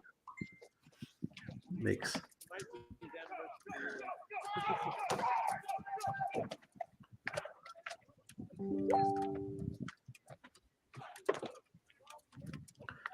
right, and the description says Kingsguard and ship crew are the defenders. That is a tough nut to crack, as it were.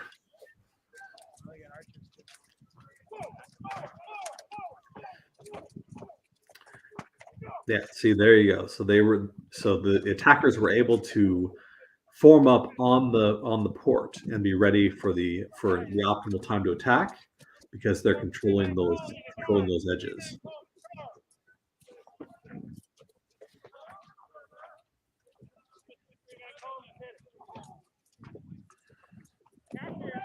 You actually see them sort of, as they fall back, they line up on the other side, so it's more or less a straight shot for the ballista through the port.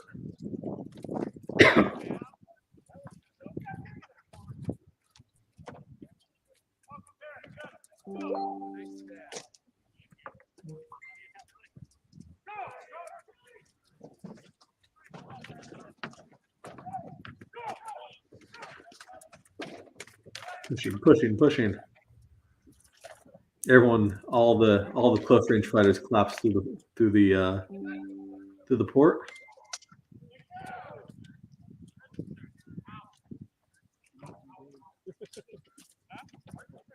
So they keep getting repelled as they enter. Hold called.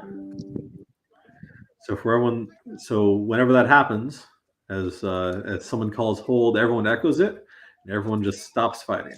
That means that something's gone wrong.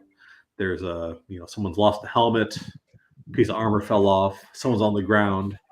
So we want, it's a safety control that basically means no one's going to get trampled, no one's going to get hurt.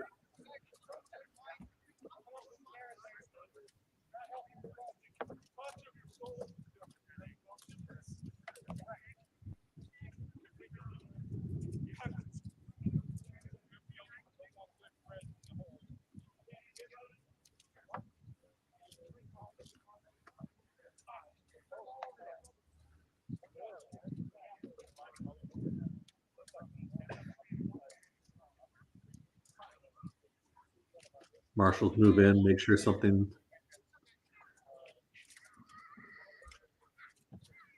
everything's okay.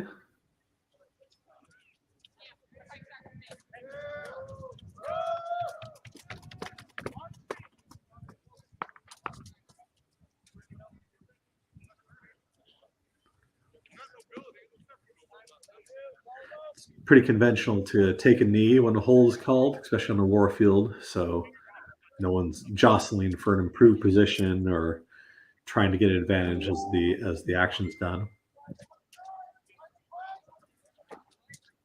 Might have just been that the siege weapon ran out of bolts. Looks like people were gathering gathering some of those back up. Archers getting their arrows back.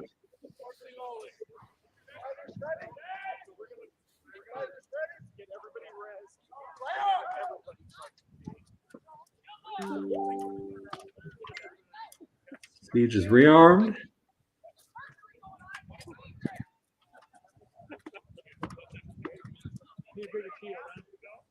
It's been since the start.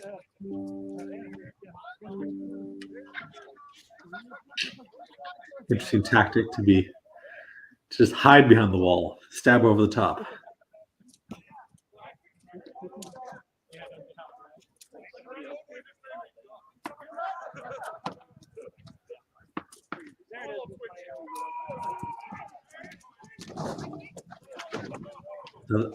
Another fervent charge for the attackers.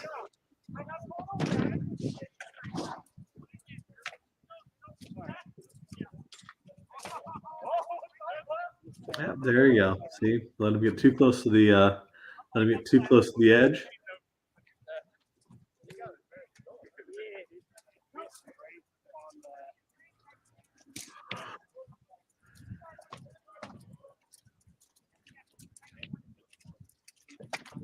Only seen a few pikes on each side, so you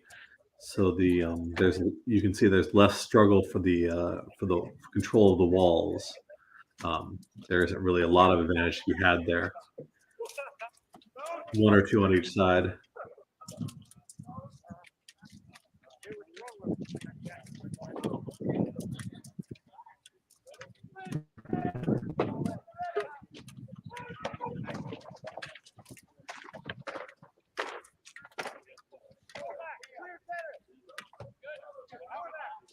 Clear for firing.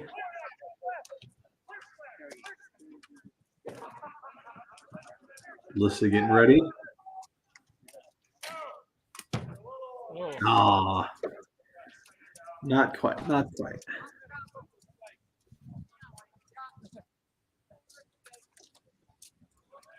Attacking army. So it looks like they're waiting for a good shot. Nothing else, just to make the defenders flinch.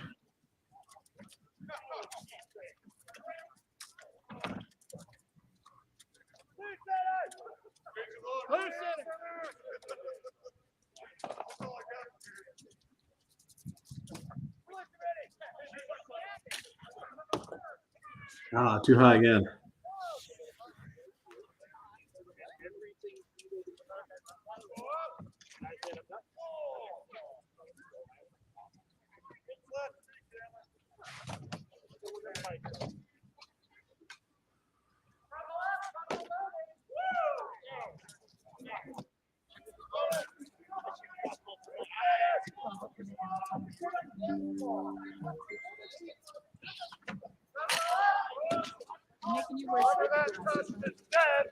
Yeah, there we go. That's been a good shot.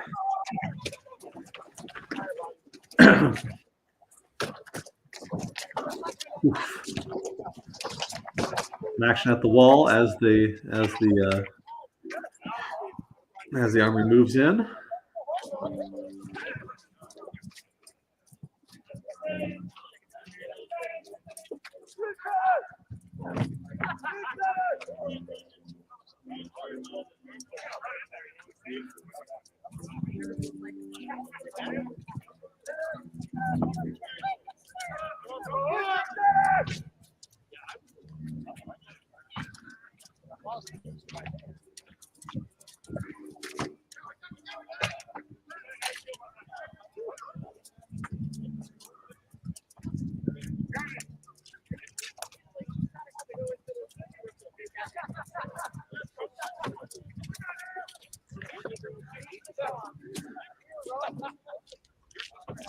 Attacking army reforming again.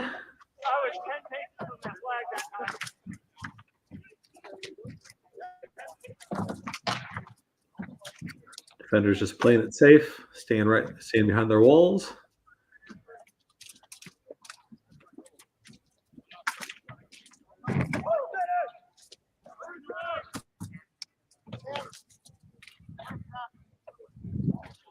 As we're coming down to the end of the scenario.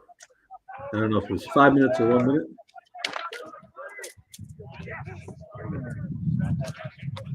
The defender's pike pulling the attackers back, crowding the satellite port.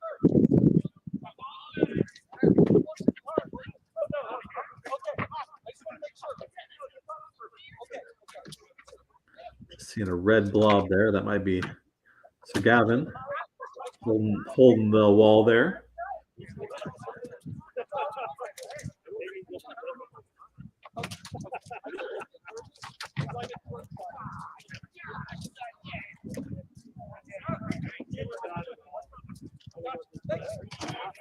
If you can harry the attacking army, you can prevent them from building up a strong force to save the gate, as it were.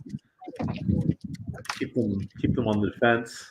Pick people off one by one, so they don't have their full strength.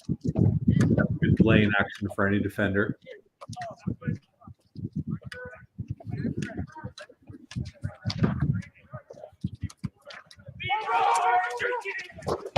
Another charge, moving in.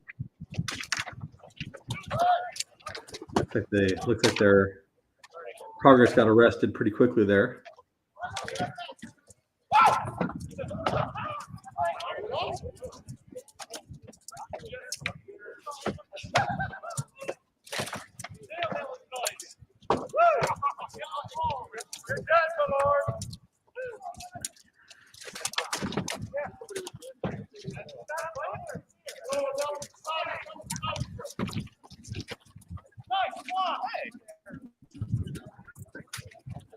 You came back to me. It's like boomerang.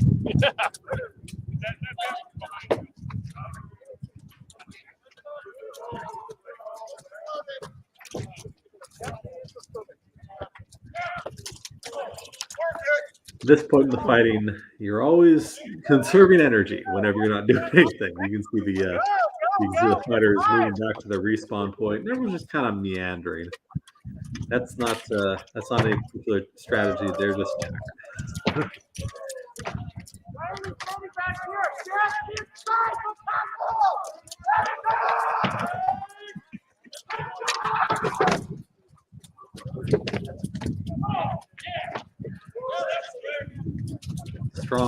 strong support on the right side there. You see all those missile weapons going in. The pikemen right up against the wall. They're there to support that charge through the port. They definitely got deeper this time. You can see action moving back through the defenders.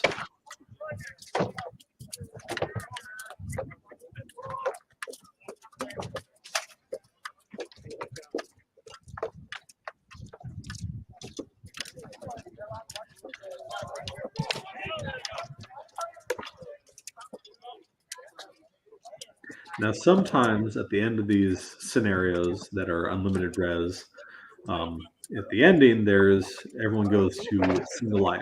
So when time runs out, it doesn't stop. It just means that everyone doesn't get to res, and that'll be the final determination about whether or not the attacking army can take that flag.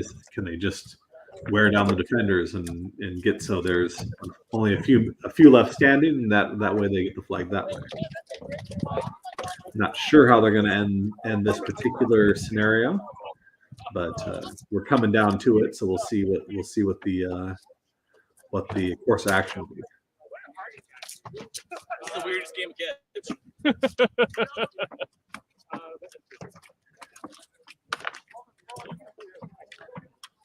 Futzing around with those thrown weapons.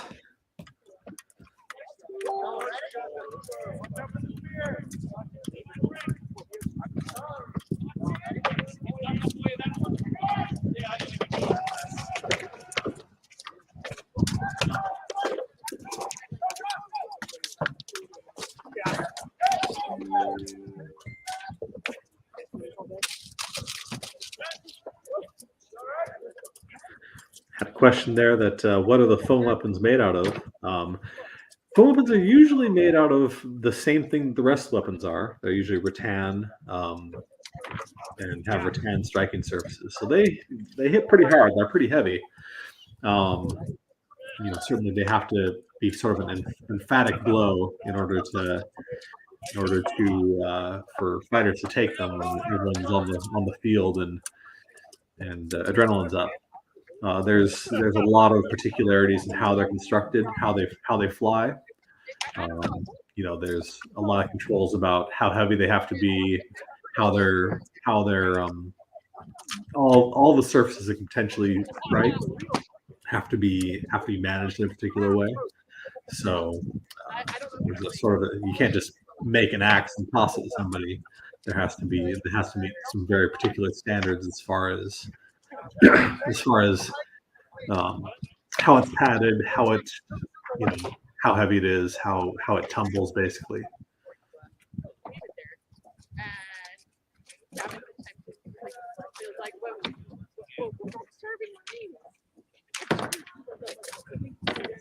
Changes some pillium fire there, throwing spears.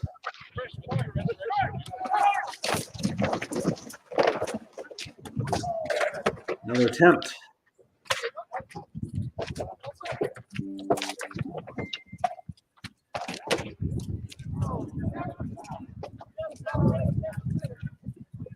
Get that thing a little low. Go, go, make it hard.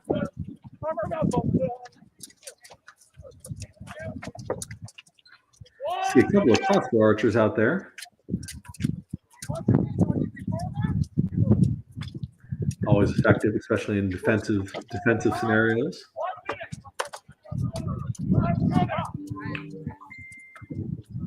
All right, coming down to the last minute.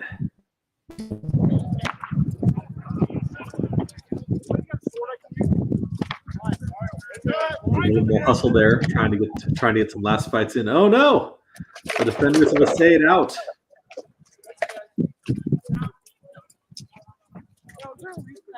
Angmar there.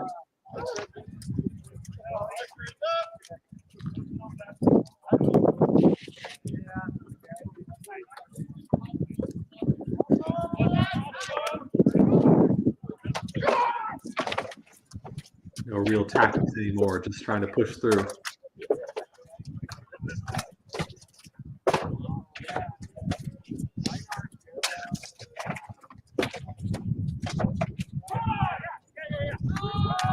Time called.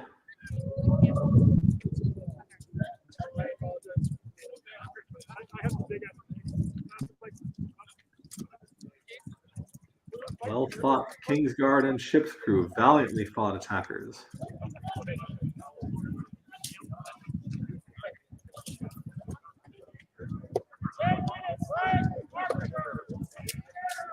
All right, 10-minute break. Everyone can get some air, get some water.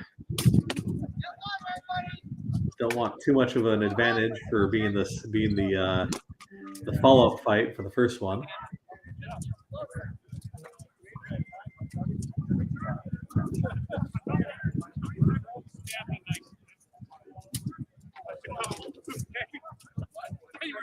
I thought you were there, like you don't get anything. I thought it was Julius Caesar there for a minute.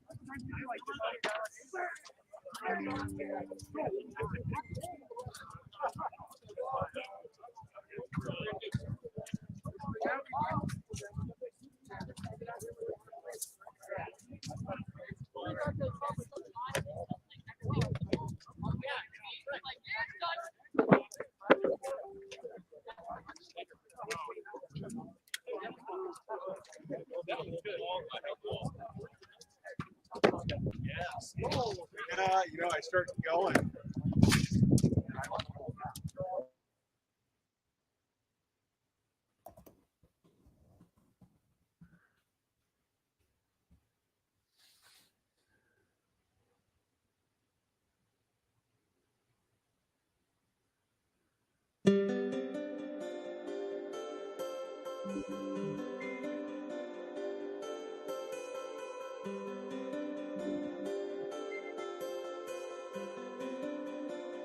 Looks like we'll be back in a few minutes for the next round.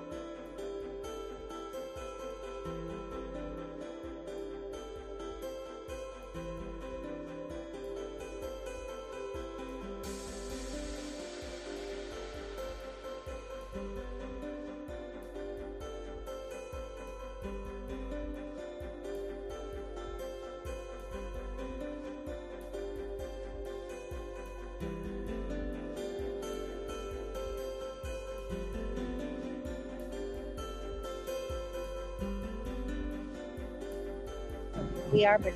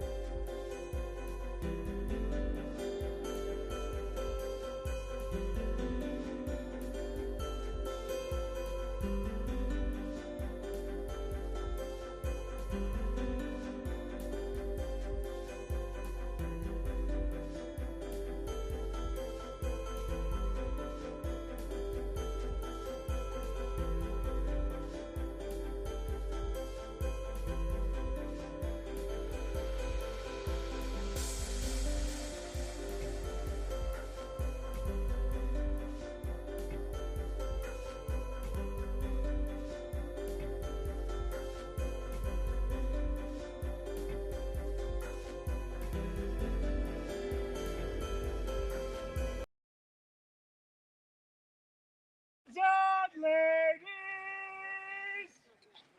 now resumes the court of their Royal Majesties King Sven and Queen Rifkin. Draw nigher! No nigher than that! More nigh! Waylon, I'm looking at you. That is a fair statement right there. Let's go. Let's go.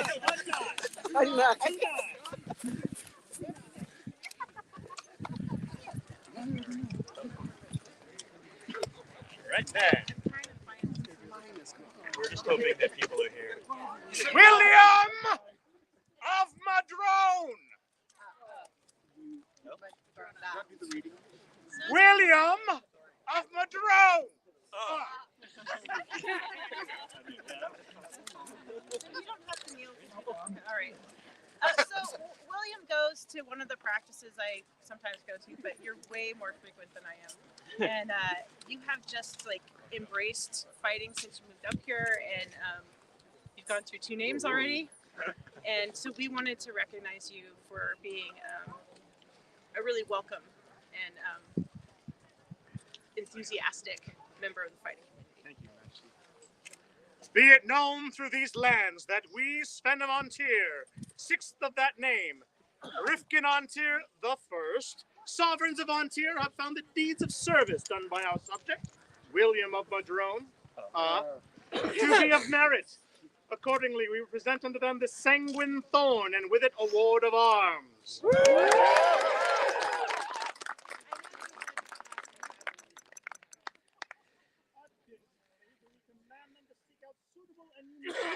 Heraldry as a remembrance of this day, done this 9th day of April, on the Societatis 56. Esperon du Lion, Armored AOA. Thank you.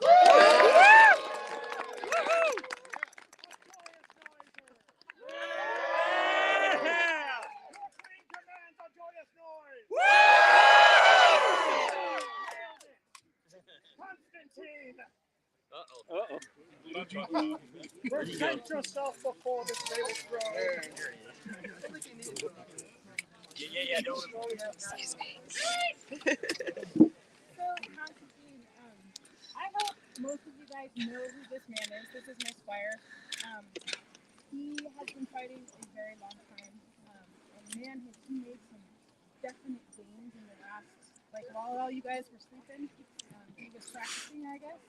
And I just want to recognize We together. I want to recognize you for your contribution to the fighting community. And I love watching. Yeah, it's been awesome. So watch out for us. Growth and strength come through effort and dedication. When combined with chivalry and courtesy, we sustain our realm. It is with this in mind that we, Sven Antir and Rifkin Antir, do take up our prerogative to elevate our subject Constantine with our prowess upon the field of honor, with fellowship in the noble order of the Sable Gauntlet.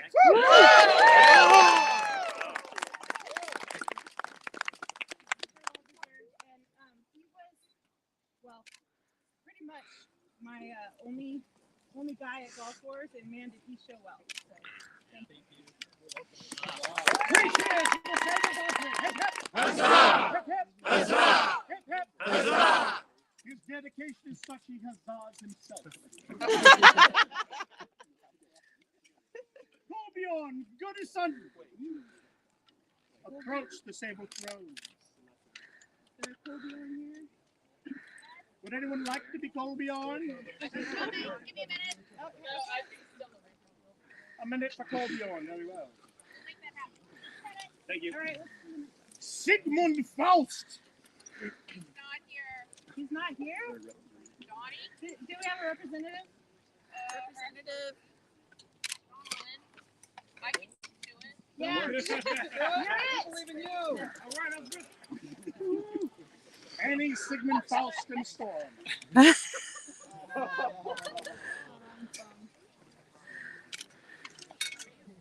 Thank you very much. So, You don't. yeah, if you could let Her Excellency Wampa know and Sigmund know that we have heard that he is like one of the most joyful fighters ever, and he's a joy to have on the field, and enthusiastic, and it's really helped your very fighting world. We would like to recognize that. Growth and strength come through effort and dedication. When combined with chivalry and courtesy, these sustain our realm. It is with this in mind that we, Sven and Rifkin, do take up this, our prerogative, to elevate our subject Sigmund for their prowess upon the field of honor with this fellowship in the noble order of the Sable Gauntlet. Sorry,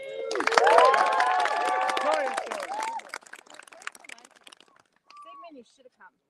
Yeah.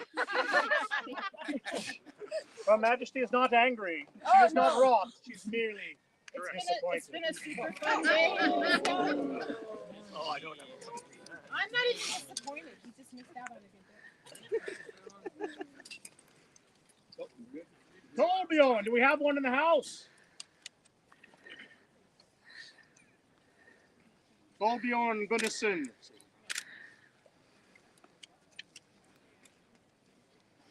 Hello. Oh, perfect. Yeah. So, you don't have to. So, you're obviously rapier, heavy, cut and thread, like everything, right? And you've been really an ambassador to all the martial arts, and we would like to recognize you for your contribution. Growth and strength come through effort and dedication. When combined with chivalry and courtesy, we sustain our realm. It is with this in mind that we, Sven, King on Tyr, and we, Rifkin, Queen on Tyr, do take our prerogative to elevate our subject, you, Torbjorn Venison, for your prowess upon the field of honor with fellowship, in this noble order of the Sable Lion. I look down and there's nothing but lions.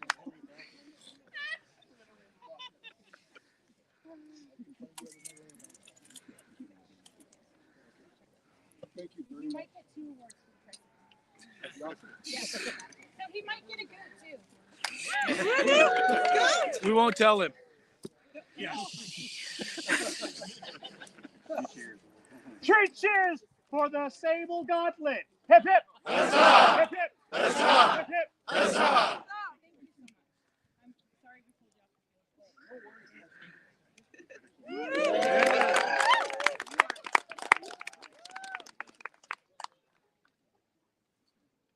Sir Mikolaj Vulcanfeldt. I don't think he's here. No. I'm gonna do it anyway. I know they meant to be here, maybe the past is really bad.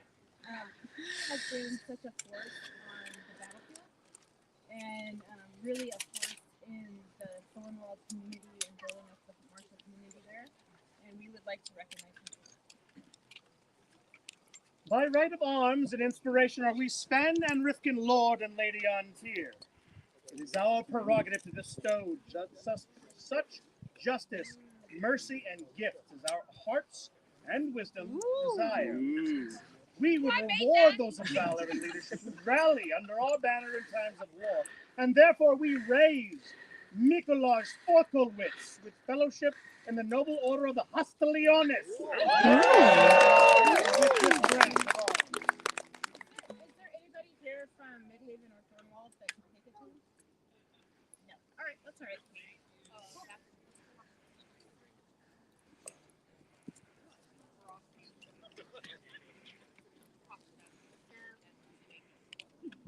Rainer. Is Rainer here?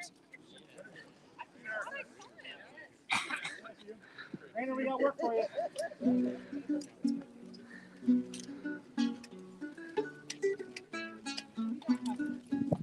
I just want to thank you for being such a steadfast member of the commitment for all your help.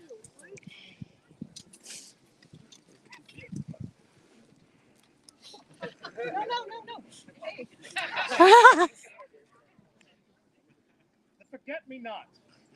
When Antir was young and Malin ruled as princess, with Scalenius by her side, she wished to commend those who had been of special service to the coronet.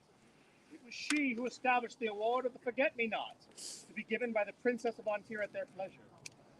Likewise, did Morag, first queen of Antir, determine that service to the sovereign was worthy of honor, and chose to continue to present the Forget-Me-Not to those who distinguished themselves in service. To this day, personal service to the sovereign continues to be respected and recognized by the bestowal of the Forget-Me-Not. Thus is Rifkin Antir pleased to bestow this beloved memento unto Sir Rainer. Thank you so much. I just, we were playing with the necklace. Rosalind from Lionsgate made these really cool beads that has my lion on one side and Finn's on the other. And then Daphne Fraser made these really cool Forget-Me-Nots that are different and awesome. So anyway, check it out. Make sure you all check out Rainer. Thank you. You all have homework. Check out Sir Rainer. Thus suspends the court of their Majesties Antir. Thank you.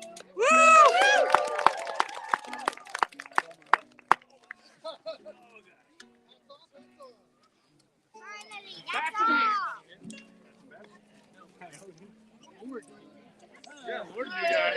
Lord effing. Touch the last. You gotta get the promotion you don't even remember. He's changed his name twice already. It's gonna change again. What's his name again?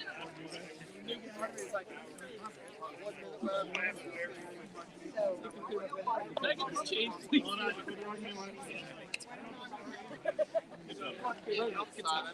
Over the plastic.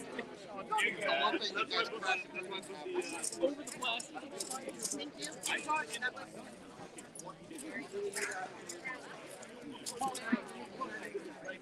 We're playing better.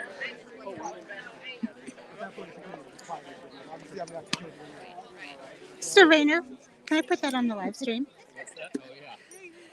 Sir Rainer with his brand new Forget-Me-Not. I'm going to kiss. Very awesome work. Thank you so much. Thank you.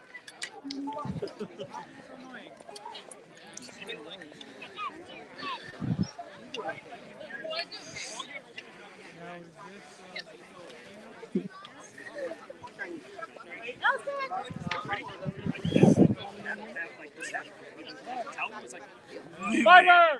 Hats on in 1 minute!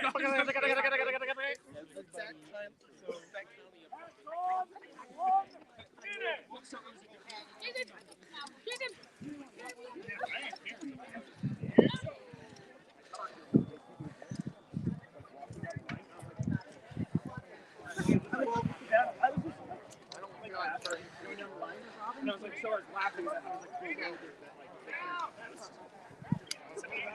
you think they like was it or something, but like they just couldn't even adjust. It's Antir's newest laurel. You are live.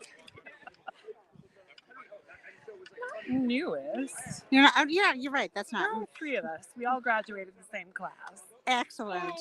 Tell us about your coat, Your Excellency. This was actually made by Her Excellency Anrat from Baroness War. She's definitely the applique whisperer. It was made for the household for the elevation, but we've been planning to make them anyhow. And she also, at the same time, did her own, as well as Master Charles. So if you ever need anything at the page, she's very definitely the person you want to talk to about tips and pointers for doing it quickly and very, very neatly. It's gorgeous. Thank you very much, Baroness.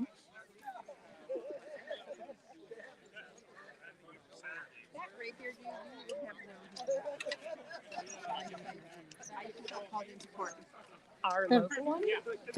Where is he? Which one? Copeland? Yeah. They're back over fighting beyond the building. Okay, thanks.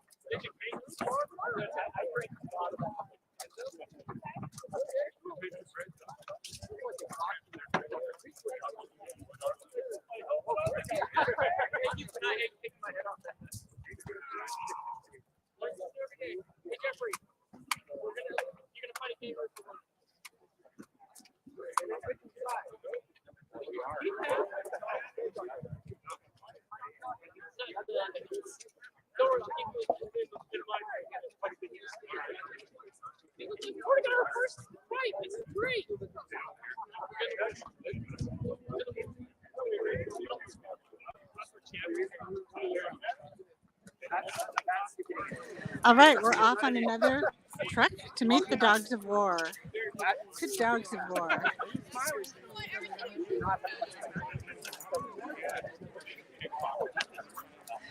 My lady, we are trying to introduce Antir to the dogs of war. May we introduce yours? Sorry, I just took her clothes off. It's a very stiffy cloak. What's her? She'll be wearing again later. What's her name? Pixie. Hi, Pixie. Bixie. Bixie. Hi. Yeah, over here. Hey, Pixie. puppy dog. There we go. So Yeah, cute. Thank you. Yeah.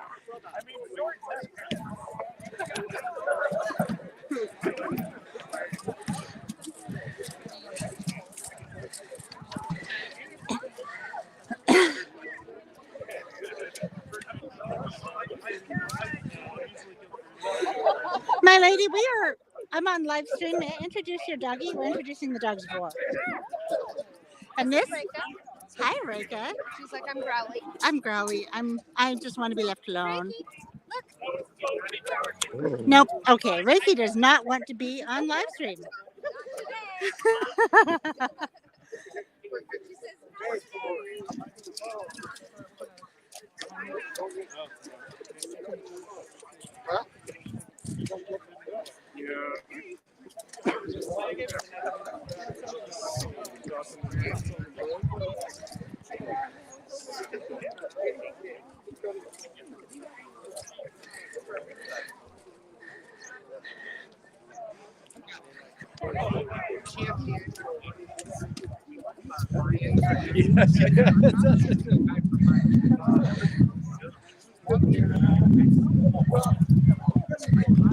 We're live. Do you want to say something? Hello. The newest tennis of the summits. Hi, everybody. Having a great time out here at Baroness War. Miss you if you're not here, but we're glad you're joining us via live stream. Of course, you wouldn't be missing them. You'd be hitting them if they were here. Thank you, Your Have a great day.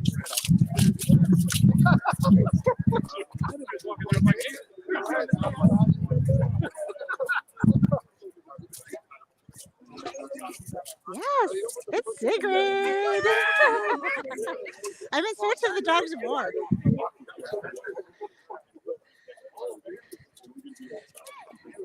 Your Excellencies, we've had a request for more dogs of war.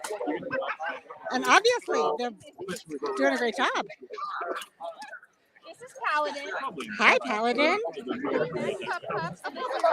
Mommy, Marcy. Hi, babies. I heard we got nose groups before. Marcy. Yes. These two are not in nose boot mode. All right.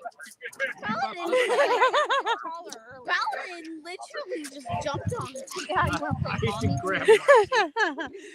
Thank you.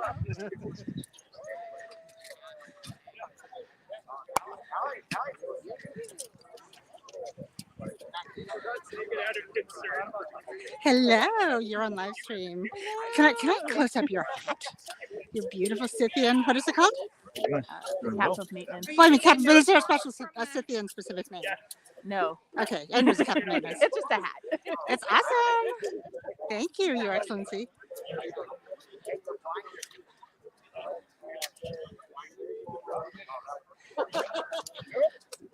All well? Huh? All well? We have enough. Huh? I hope we have enough.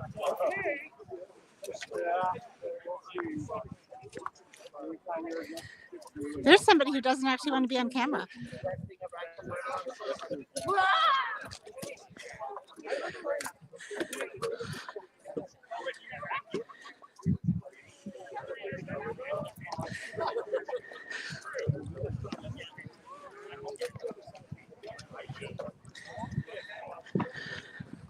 As it goes, little man.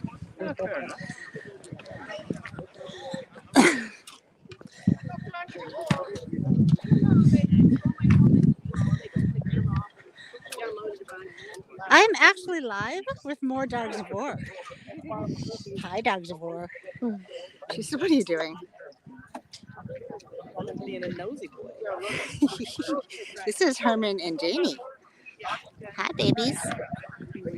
And then there's Coco. He's going to ignore you because he's nice and tired. Tucker now. Well, Coco's also thoroughly medicinally adjusted. Also that. Lots of pain. Yes. We had a request for more Dogs of War.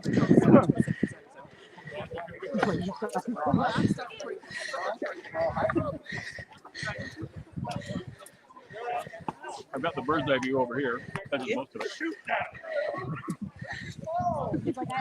Your Excellency, we have Dogs of War on yours. Emrys. Emrys gets cookies. He's like, yeah, I want hers. She has cheese. Oh, well, yeah. Cheese is better. Over here. Emrys. Good boy. Yes, you can have him. Good boy. Yeah, he got to go meet the horses and did a fabulous job. In fact, 2 of the horses are actually from Loch North. And they are cow horses, so they are used to trail dogs all the time. So he was right up and next to the feet. I'm introducing the Dogs of War again. So I don't remember Rika? Baxter. Oh, hi, Baxter. Oh, big boob. Big boob. Oh, you wanna play with the microphone flute, don't you? Ready to defend? Oh, such a good boy. You are pretty. Thank you, Baxter. Baxter the Black. Thank you.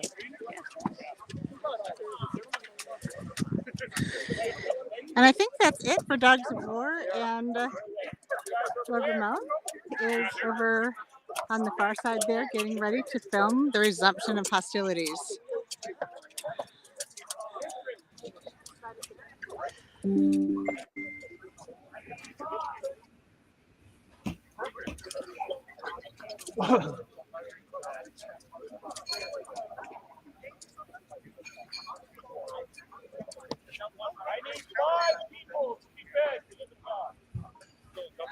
All right, looks like we're sorting out our teams again, balancing out a little bit, asking for more defenders.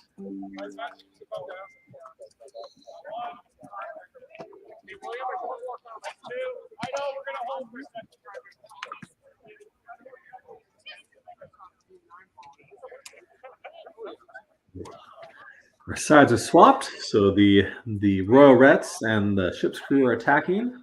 Aquaterra, Wastekeep, Summits, and Stromgard all defending.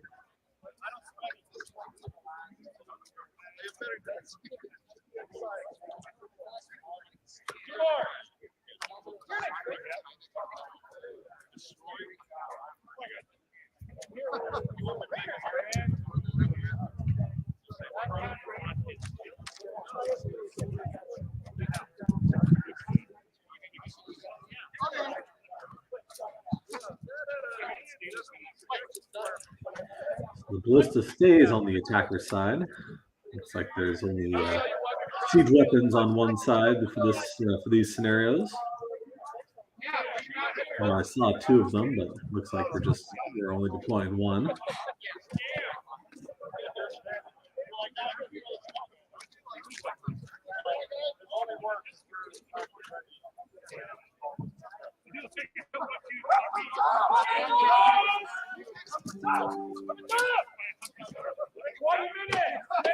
Weapons up.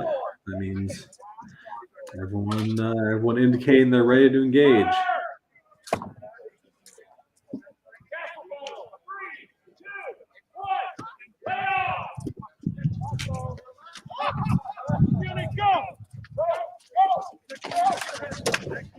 Oh, the unusual decision to fight outside the portcullis at the beginning. Let's see how that a bold move. Let's see how that works out for him.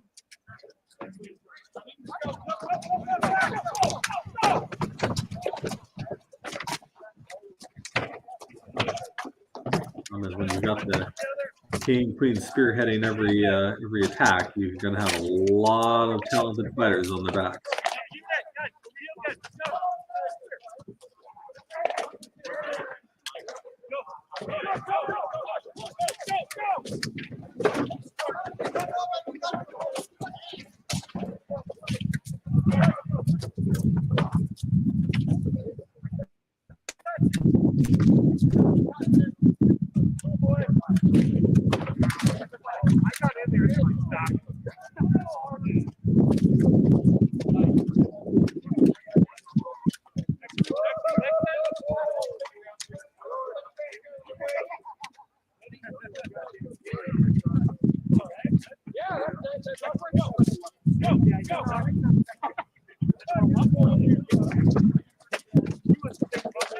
Not siege weapon action yet. Mostly the portcullis is closed off.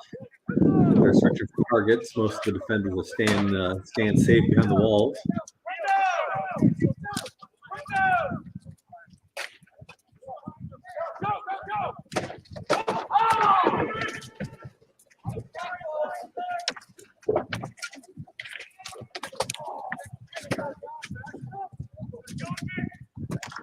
Sorry for the limited quality here. Looks like hopefully we'll try to resolve itself. Again, this is mostly a limitation of the infrastructure on site, bandwidth and such. So.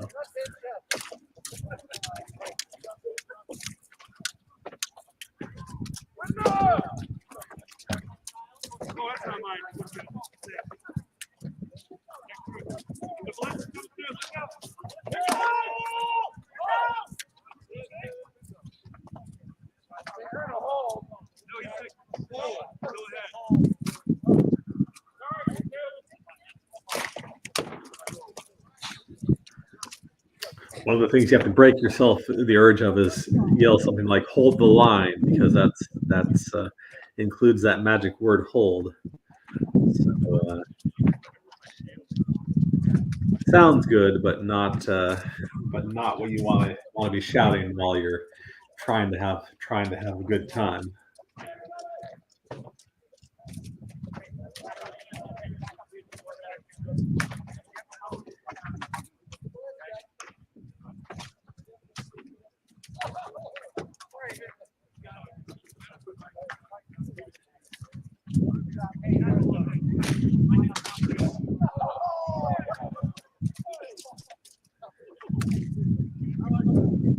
Not being optimally deployed, trying to pick off archers.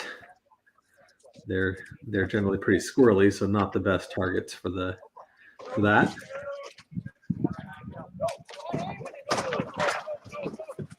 Gonna press for the gate. Ship crew, crown guard moving in.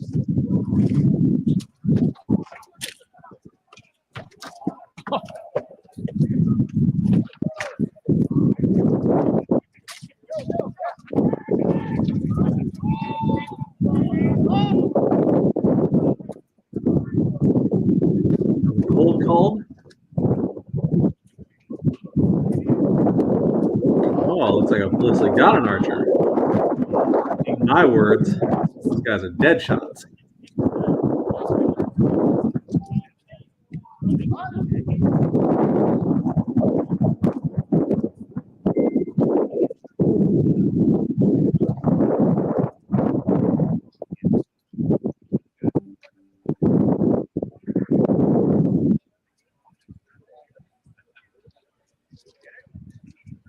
Try to hold to expire. See what's going on.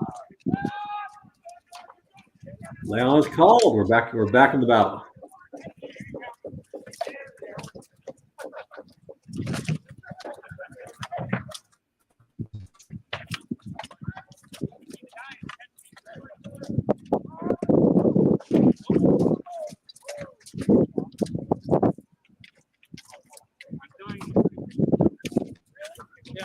Attacker is moving back to respawn. Trick them back in, ready to reform on that center point.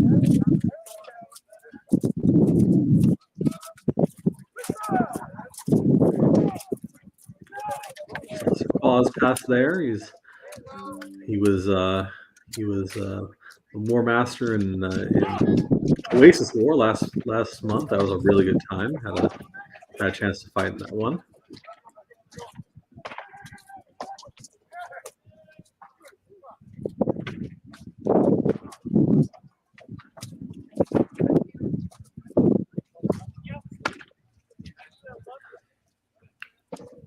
Defender's making good use of that palisade on the near side, keeping people honest, keeping them from forming up too much.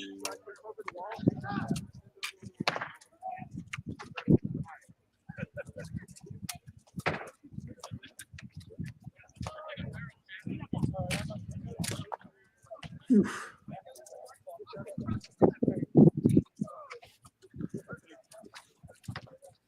The attacker's not really bothering to use the same tactic the previous attacker did, and leave that slot for the ballista to shoot through the portcullis.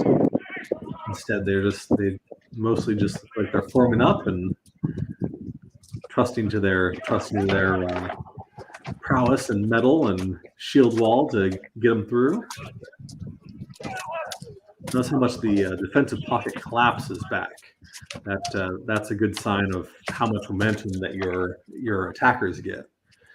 When you're pushing into a pocket like that, or you're pressing into a defensive line like that, the more you can spread out the defenders, the better. So if you can force the center of that line to push back and give yourself room to tuck in between them, to get get blows in against the sides of people, to spread out so you're not right in that what we call the kill pocket there. All those are positive things. So when you see that charge, you get the biggest and the strongest and the scariest people, put them in the front and just let them push in. They're not even really trying to hurt, not even really trying to hit anybody. They're just trying to move people out of the way.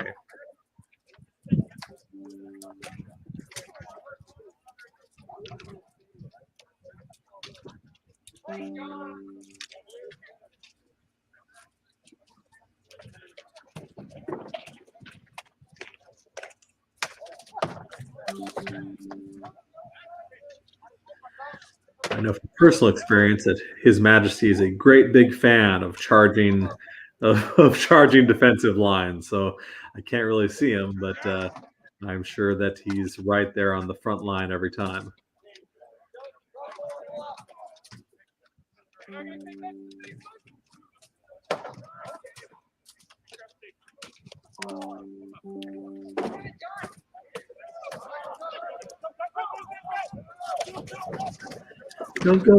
Go.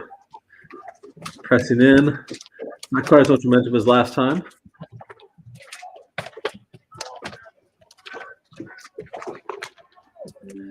Might move back to that road behind them. Pick up some dust.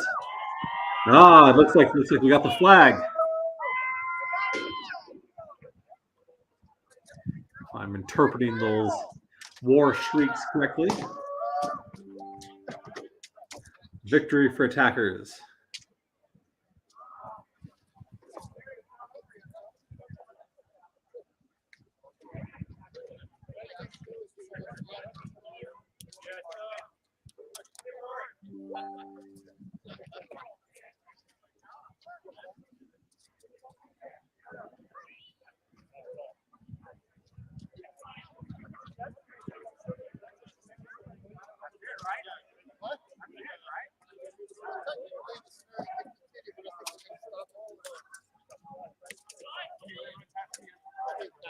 Really strong showing there. Looks like it was just about half the length of the total scenario.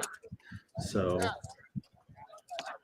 managed to play their strengths, get in, push through the defensive line, and capture that flag.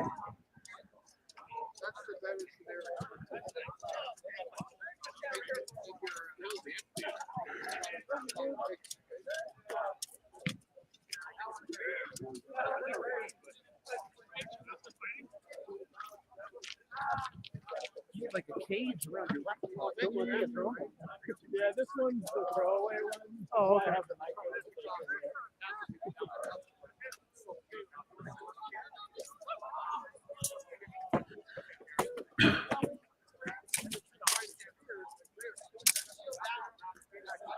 Everyone's ready to take another break.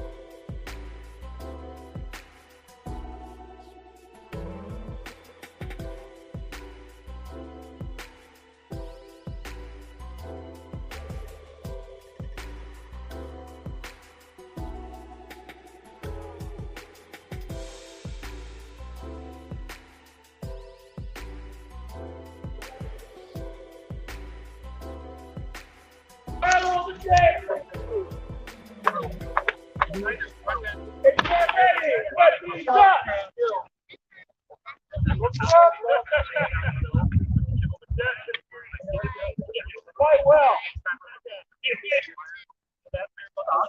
Hillside battle.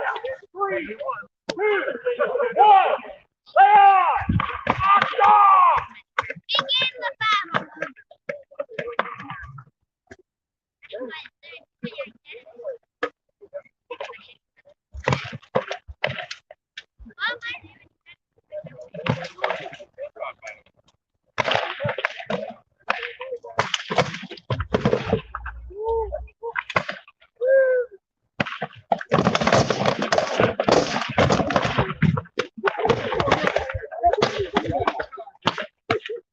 You got your back.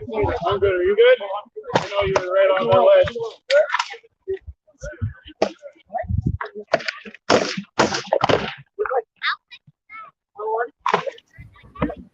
You're definitely behind microphone. You're over here.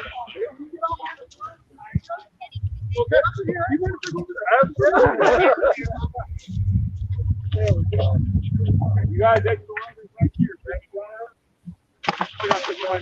You are literally in. I understand. Do not go left. Got it. Go right forward. I'm good with both.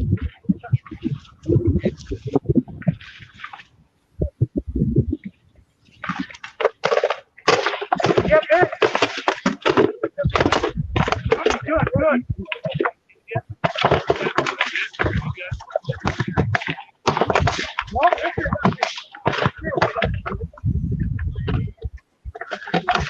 Thanks, man. Oh, no, that was good. Thank you.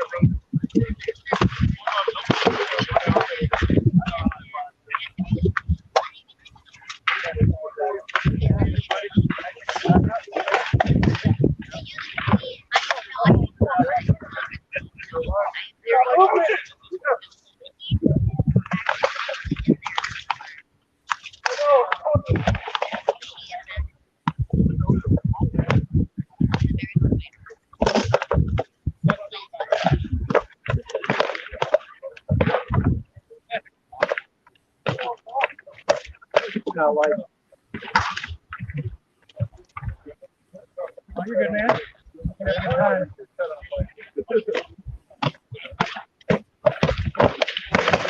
time. That's it? I'm not out anymore. They're all cheering. I saw it.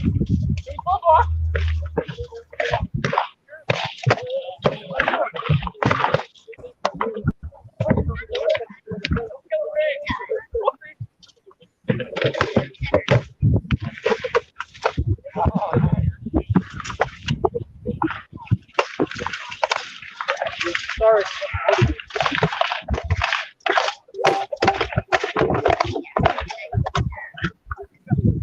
I got it.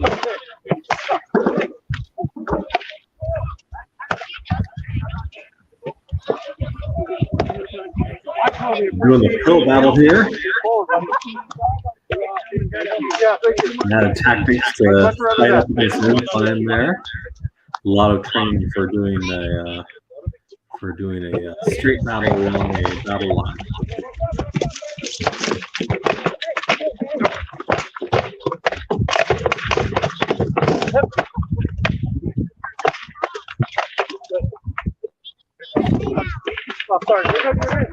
This looks like it's only what they say 7 foot under weapons, so no long pikes.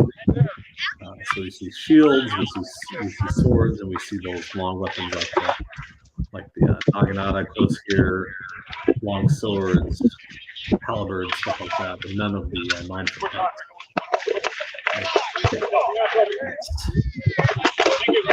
War spear back there. That big heavy hammer.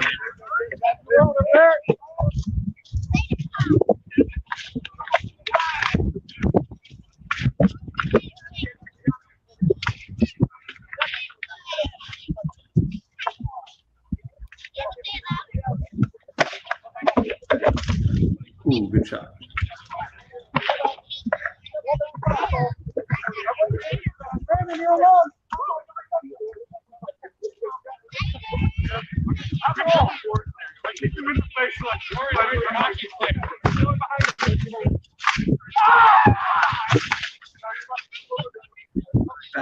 Surprise.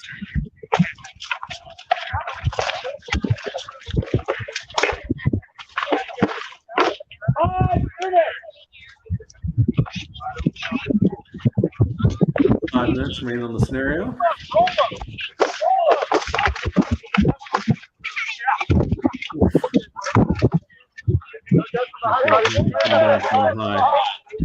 Have to have a special defense against that.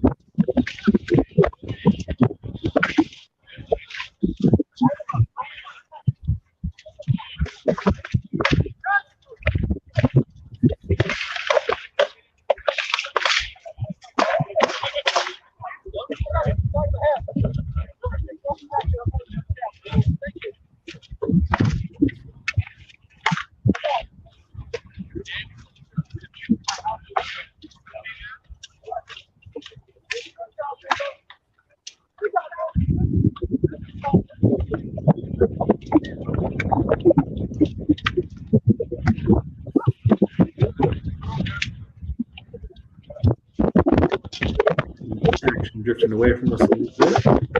Gives a little bit wider view of the field.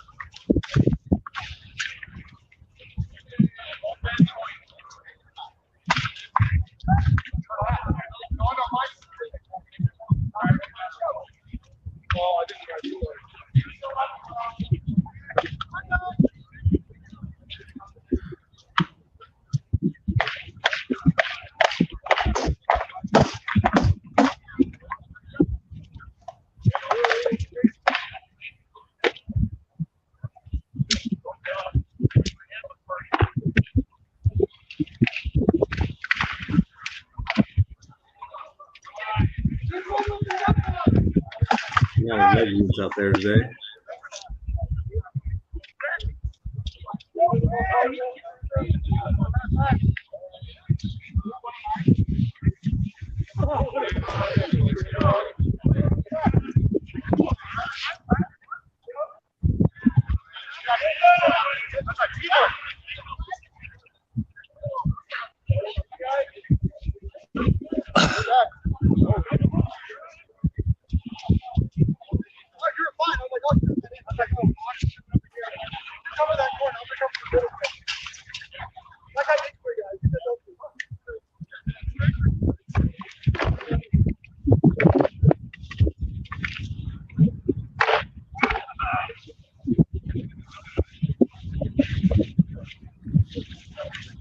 Everyone's out alive, so everyone's just standing around watching the last survivors. No pressure, no pressure.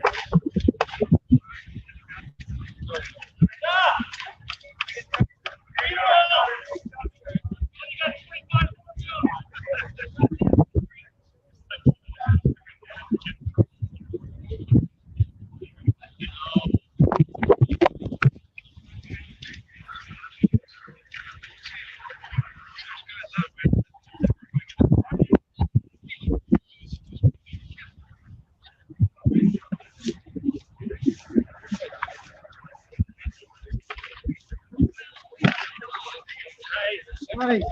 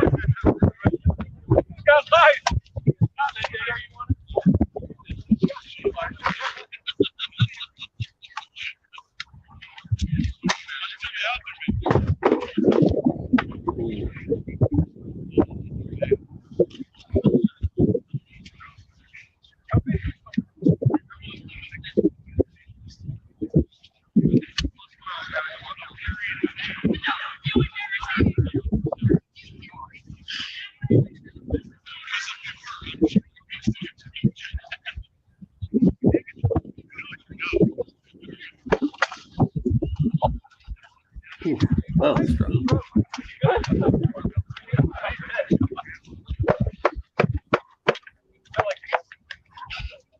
Yo, yeah, you still have a mic? Is that what's going on? Yeah, hold on, I want it. All right, if you need him on mic, You got one surviving member of the downhill team. Everyone's just lined up. What heroes are made of. Defend yourself against all the survivors of the other team.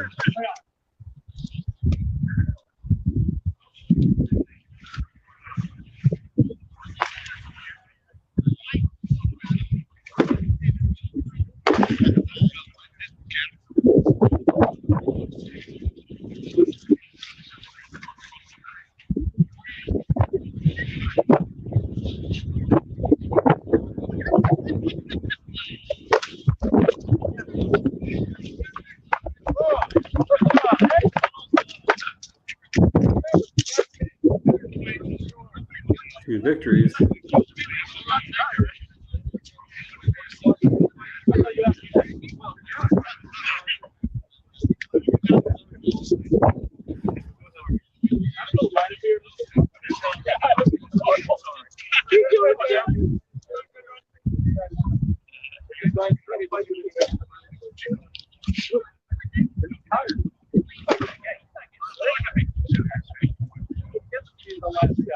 Sole survivor holding the bridge.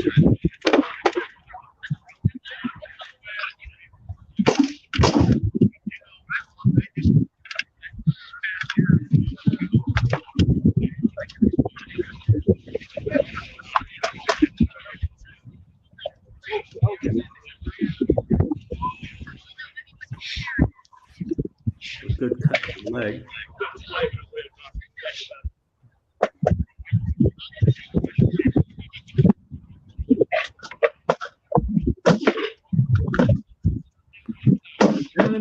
Down in front.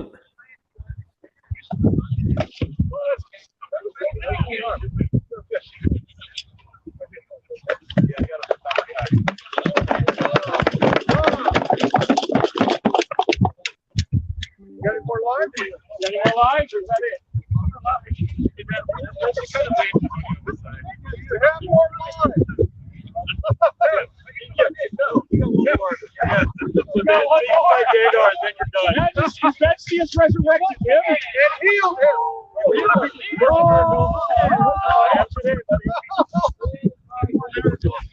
He's a saint.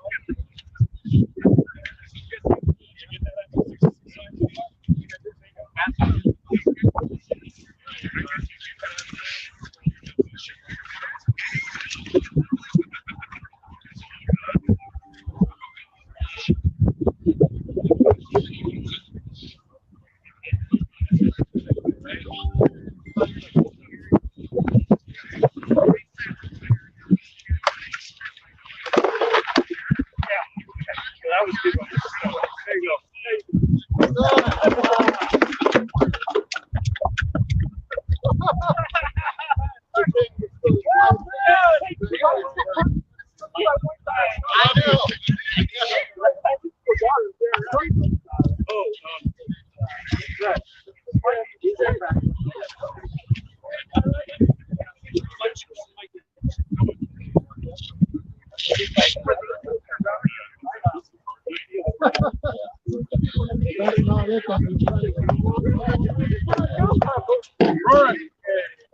Which one are we done?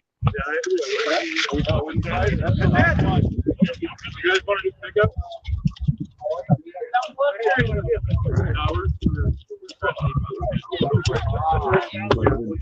Breaking out for pickups.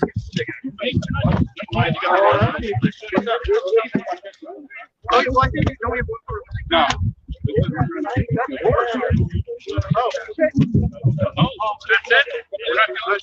That's it?